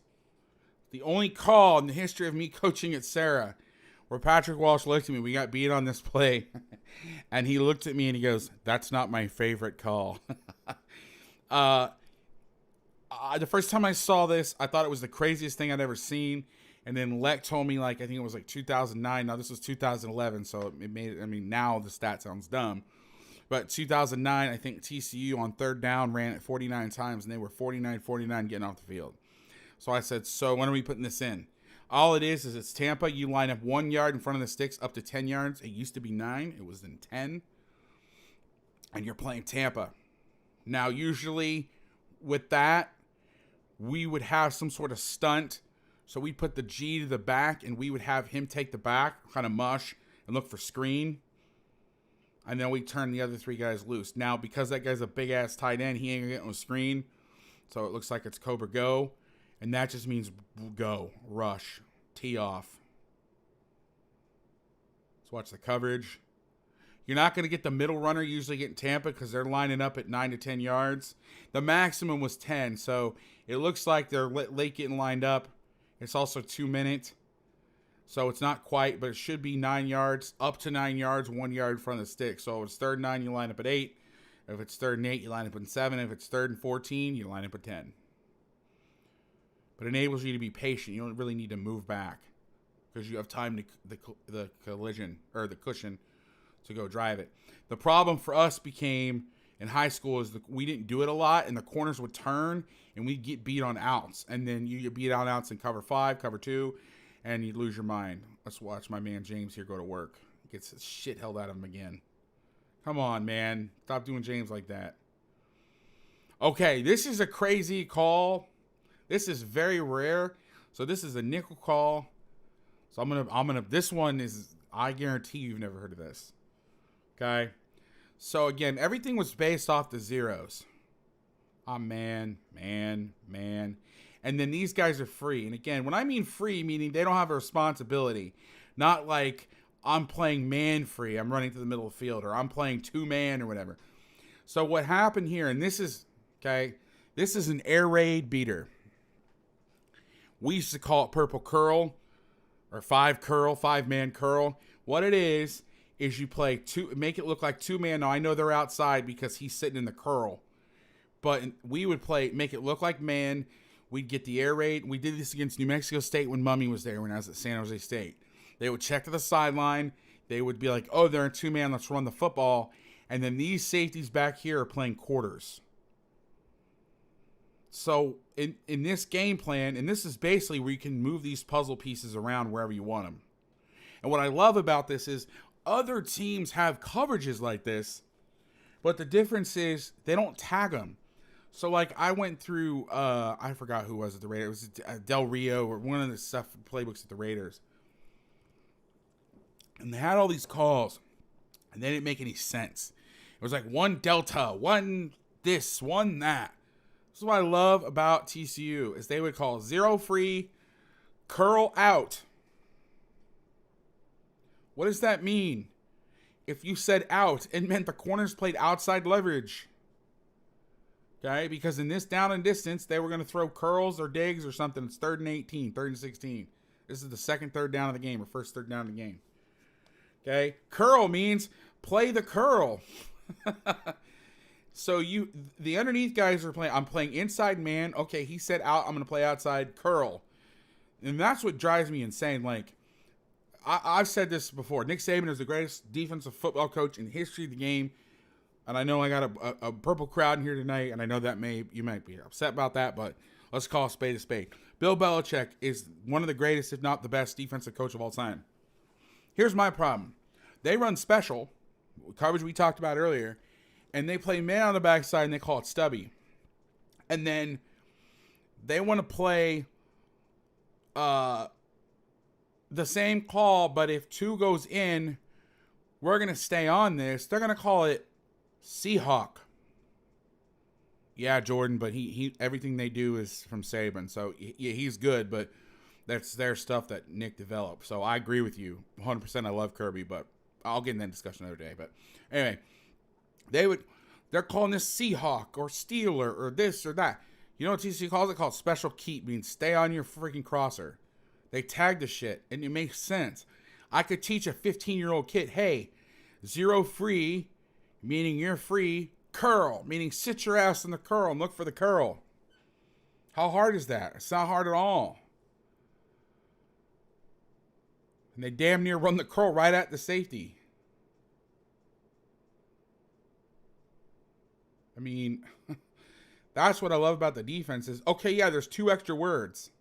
But the other thing is this, and I never talked about this before, and I just thought of this.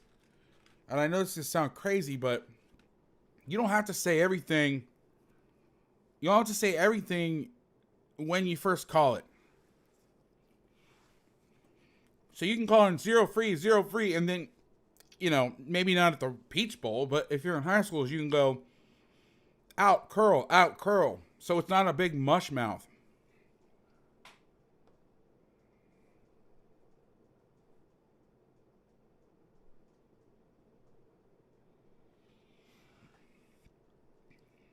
Next call.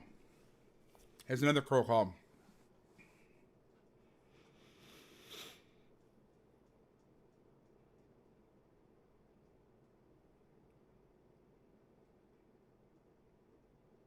You see the deep safety this side. Sees 2 going inside. It looks like Qtrs. If you didn't know any better, you'd think it's Qtrs. Now what gives it away is he's up here playing man. He's up here playing man. Outside leverage. So they ran a lot of Y cross. So here's the secret, okay? They would run crossers, and then they'd run curl flat to the other side. So what it did was 2 went out. He's going to rob the curl to this side. So he's going to lock on this curl. They're going to run the cross. They're going to run the curl. He's going to stay on that. He's going to play the curl, okay? Now, here's a little something for you. If they're running true Y cross where 1's on the go, 2's on the out, cross this way, curl or post this way. Here's what you do. If this is how they run it, okay? You see 2 go out. Snap your eyes. You take the crosser. You take the curl. Now you have the two most thrown routes doubled.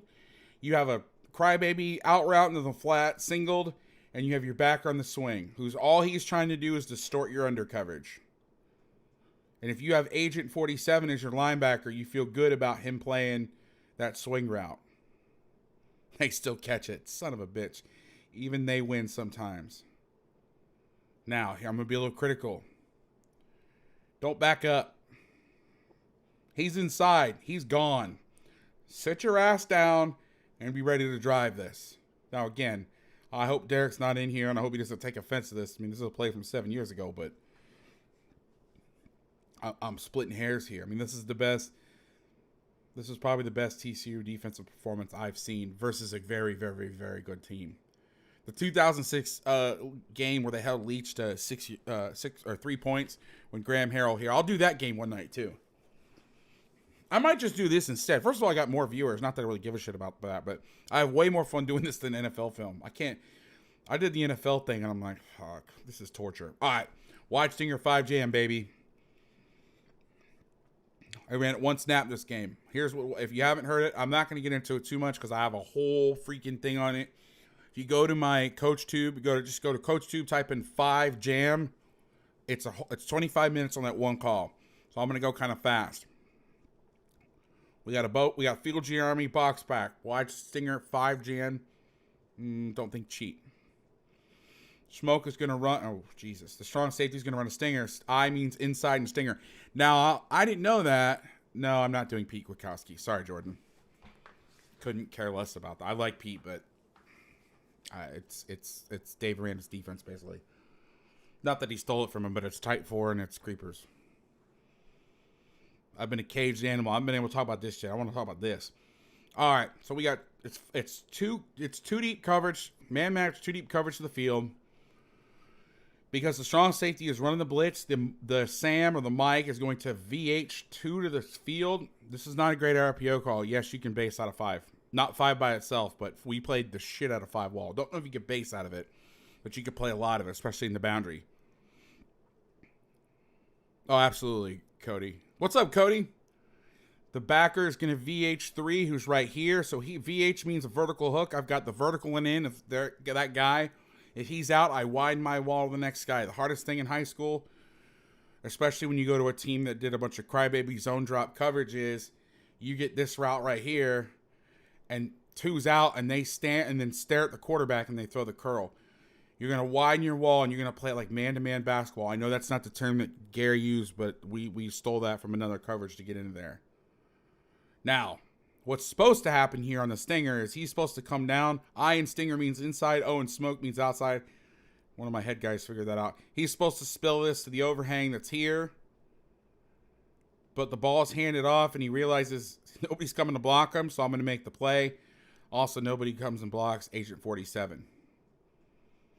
Box back, this is hard because he is supposed to play the box and then back. So we talked about cover 5, and I talked about this on the spaces last night. Okay, I wish it was archived.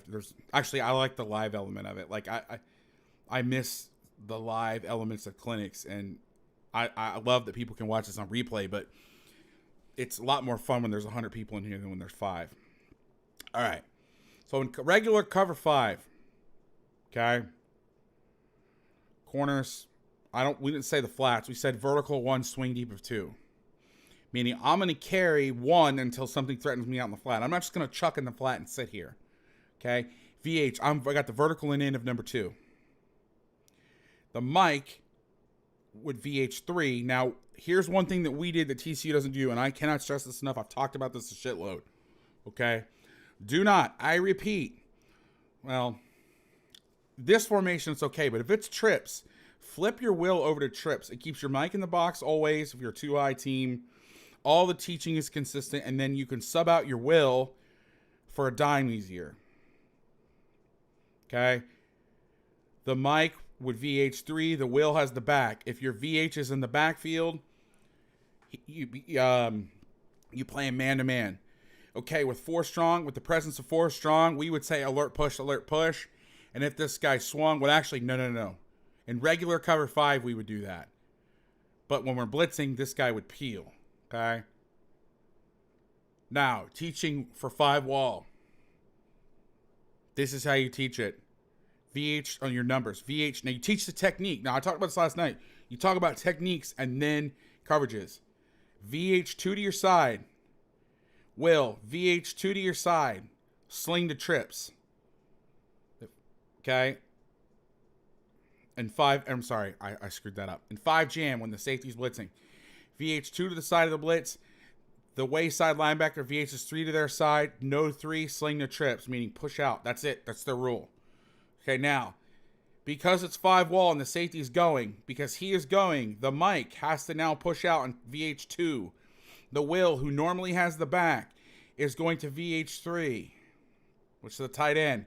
And the end away from the back is a box back, meaning I'm going to box the run.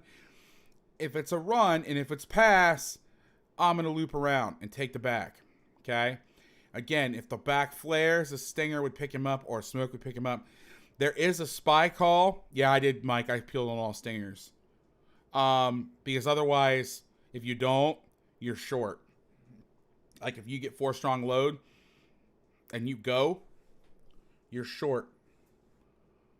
Because the Mike VH is 2, he VH is 3, you're 4 on 3 on the back. Now, there is a spy call, and Gary talked about this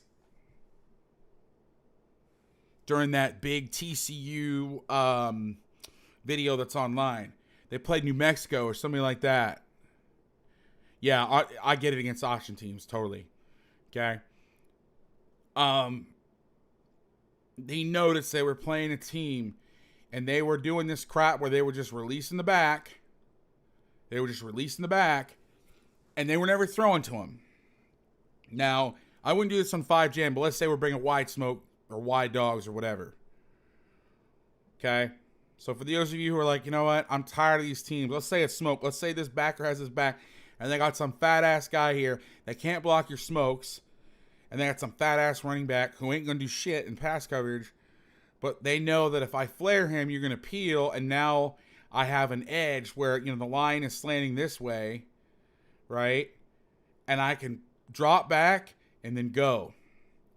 What you do is you make a spy call, which tells him you keep going and you just stay on the back. Obviously, 5 Jam, that's really, really, really, really hard.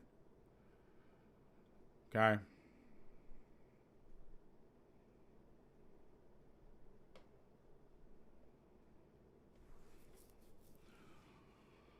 Here's wide smoke, 0. So here's the rules. Carter's going to go. Kindred's got 2. Corner has 1. My man White here has 1. Okay, now the 0 coverage was used to teach the basics, but if you're blitzing, it's smokes coverage. The free safety has 2 to the blitz side. Number 1, number 2. So I'm going to cover 2 now. Weak safety by rule 2 weak is in the backfield, so I am now free. It can be free like middle of the field free, or you can steal them wherever you want. We taught our guy you'd play middle of the field. So I'm coming off the edge. This stuff, I love wide smoke, 0 free versus stuff. It's fantastic. Backers are banjo in the backs because you don't have split backs, and I would do it anyway. You have the threat of this, so we would banjo, and they would. The hang 10 sign was the banjo sign. Okay?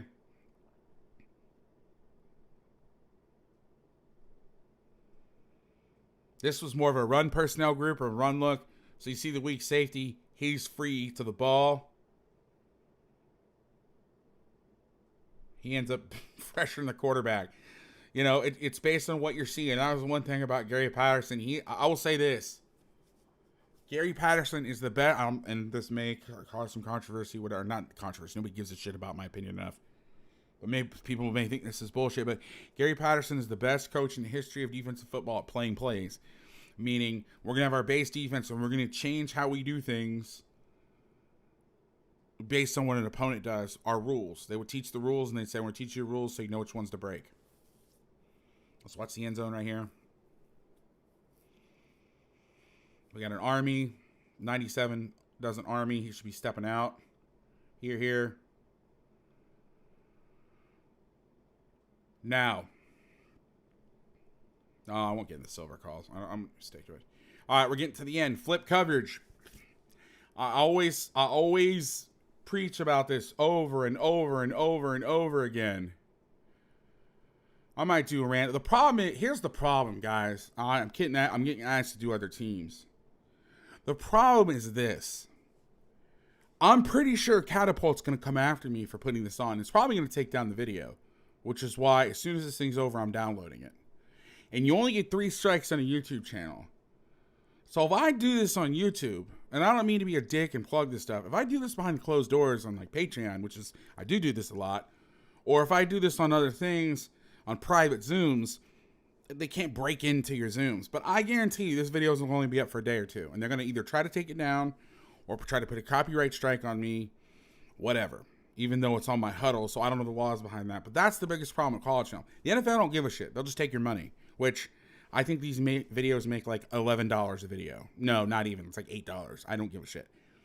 The other thing is, like, if I did this for Dave Aranda has my phone number. Ron Roberts is a friend of mine. If I start talking about Baylor's defense, Ron Roberts has taught me a lot of what they do. So if I jump on here in public and be like, all right, this is what Baylor's doing. This is what Baylor's doing. The only reason I'm doing this about Patterson is because he's gone. I know he's still helping out on the defense or whatever, but the staff is leaving. So it had to be a team that I don't know. And I don't want to, like, piss anybody off, like friends of mine.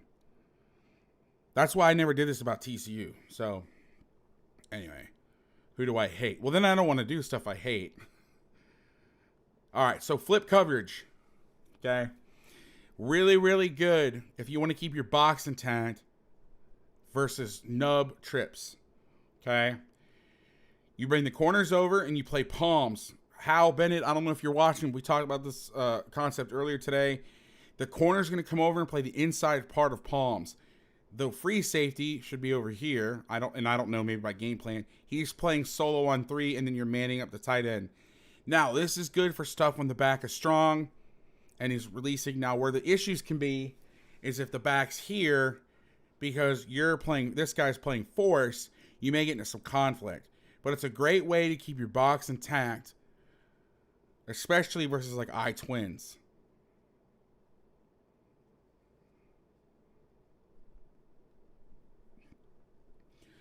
All this stuff, like the video is, like the raw video, but like I break stuff down and I do Q&As where you could ask me about anything and I'll answer. I don't have some dirty asshole from Catapult coming in trying to threaten me.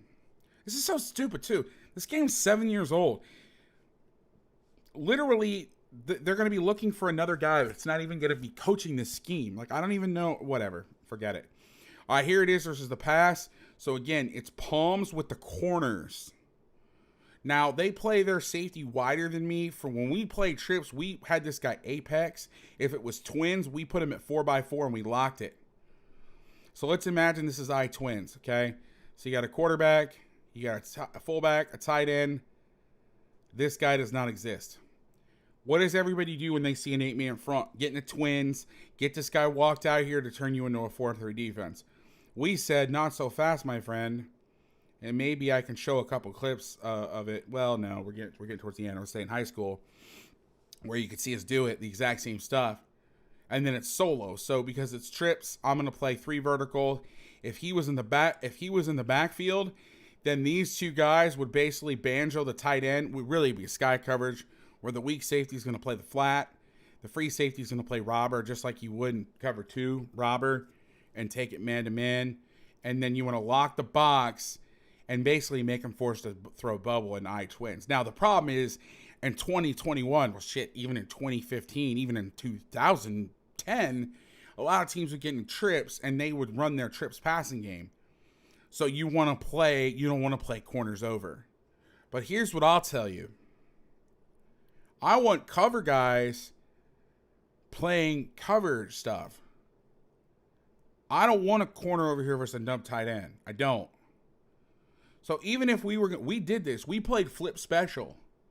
So we would bring the corner over here. We'd play stubby with the corner playing the stubby. And for him, it was easy.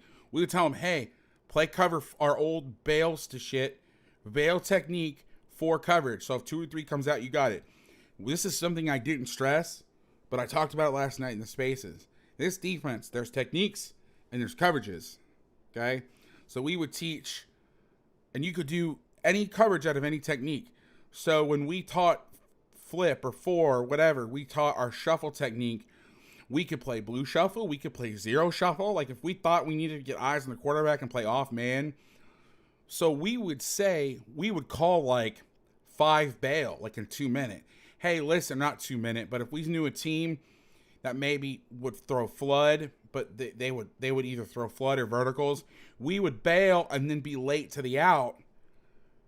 and we'd play cover 5, 2 deep zone, and bail with the corner. I mean, so you could mix and match techniques. So when we taught flip special, we literally said, okay, corner, you're going to come over and play flip 4 with bail technique. Got it, coach. And that was it. That's all the coaching we did, literally. That's it. But you can see the match routes now if you're playing corners over palm. Even Kyle Kogan, my friend who hates palms coverage, well, this is why you like this. Anything coming out late, you don't drain the flat player out. So if you get post wheel like this, the corner would play the wheel, the safety would play the post, and you could leverage 3, and you wouldn't be draining him out with the wheel.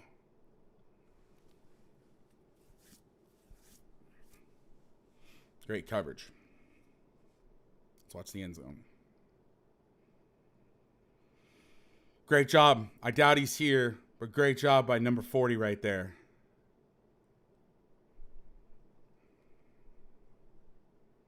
All right. Well, that's it. 42 plays. In an hour, now we got started. I got started 2 minutes late, so I did an intro and did 42 plays in an hour and 2 minutes. Pretty good, pretty good. Guys, thank you so much. I really appreciate it. Listen, I did this as a fun way to connect with people that were not coaches, that were not in season, were not having to worry about their own team. I said early on in the year I wanted to do more NFL stuff. And I enjoy doing the NFL stuff, and it is fun. But, like, I was going to do the Eagles Saints, and we were going to watch snaps of over cover 3 and double edge pressure fire zone. And I was going to smash my head through the wall. I had way more fun doing this. Obviously, I didn't know Gary Patterson was going to leave TCU when I tweeted that out at like 3 o'clock in the afternoon on Sunday. But I appreciate you coming by, especially the old Horned Frogs that came on. Super, super cool experience to be able to be like, hey, what'd you do that game? And they're throwing this stuff in there. If you guys have any more ideas for this, again, college football is tough because of Catapult. I don't like doing live watches because it takes me a while to digest things. I would not be a good play-by-play guy because I would get sucked into watching one guy. So I thought about doing live stuff. You know, the thing about why pro football is so much better to do and stuff like this is they don't come after you. And I would love, especially now that every school has every single game of every team, it's really stupid that Catapult is going, and I get the money and all that stuff, but like, this is for educational purposes. If you want to turn the monetization off on this, which is what the NFL does, is they'll file a copyright claim, so they take the money, all $8 of my money that I make from the commercials on the replays or whatever. Go for it. I don't give a shit. This is not why I'm doing this. I do this for fun. Like, I had a blast breaking this game down. But with everybody having the film, if they just wanted to take my money, but I don't want to get the channel taken down. I'm not going to start over because I'm going to tell you this right now. And I'm going to say this very nice. I'm very kind as I can. I don't need to do this. This is not how I make a living. I do not need to do this. I know this stuff. So if I'm going to sit here and I'm going to spend hours breaking down a game and then coming on here for 2 hours and spending money on overlays and talking to people on programs and trying to get the shit fixed and to have somebody throw copyright claims on my ass, I don't need that shit. So I love doing it. I have fun doing it, but this is not my job. And if I would love to do college football, but if it's going to be a problem where I'm going to get threatened like Coach Qtrs was, I don't fucking have time for that. I don't need it. This is not. It's not worth my time. Or I'll go behind closed doors, and then I got to put it behind a paywall, and then people, because I don't want it. It's not about the money to me. I don't care. Like, take the money. I'm assuming that they're going to anyway. I think in my entire YouTube channel, which I can't even get my tax ID to work, so like I haven't even get paid for it. I think my entire YouTube channel has made like $150 or $200 since in like 9 months. Like, I don't care about that. But I'm also just not going to deal with it. So if there's a game or a system, like I said, it's tough because no, I will not do Dennis on defense. Actually, no, that's not true. We talked about doing the Saints.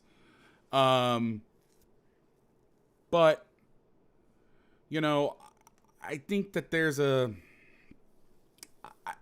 college is weird. College is really hard for me. Like, Georgia, I know their whole defense. I could sit there and tell you everything they do, but I'm friends with those guys. And going on there and telling you, you know, first of all, I'm never going to be asked to be allowed back in there ever again. So, and then I'm going to burn friendships. Like, to me, I don't want to lose a friend over this. Not over some video. No offense to anybody, but I'm looking for an excuse to do the Saints because I want to work with Seth Galina. I was going to do the Eagles because I want to do something with Ben Solak. I'll keep an eye out, and next week I'll get back to doing probably pro football. But maybe every once in a while, maybe once a month, I'll do like a TCU game or something. If there was a game that didn't really tickle my fancy, like this week, there was nothing that I was like, oh, I want to do that. I mean, the Seahawks dominated the Jaguars. Like, okay. The Saints beat the Bucks, but I think Brady like threw like 8 incompletions. So what are you gonna really study? And I don't like doing negative stuff. Like I'm not gonna come on here and be like, why this team sucks. That's just not my personality. I'll do why an offense sucks, but I'm not gonna do why defense sucks. And most of the stuff I know the best. Those guys are my friends. Like I don't know. I'd have to ask for permission, and I'm not like that with Dave, where I can text Dave around and be like, "Hi, can I talk about your defense? Do you not want to freaking kill me?" So it's tough. It really is. But anyway, I had a blast tonight. Thank you for joining me. If you have any suggestions, tweet me. If you have any comments, comment on the video. If you have any questions, if you're watching this, if you're to the end of this video, I probably should say this at the beginning. I respond to every single comment. I think there's a guy named Adam Friedman. I'm sorry if it's off the top of my head. I think it's Friedman. He's asked a bunch of questions. I've answered every single one. So, you know, if you have anything, you will go back and watch this or the frame freezes or whatever. Comment and I'll read it and I'll respond. Just don't be a dick because then I won't read the comments. Anyway, thanks guys. I appreciate you. Have a good night and make a peace sign. Make it angry. Go Frogs. Bye.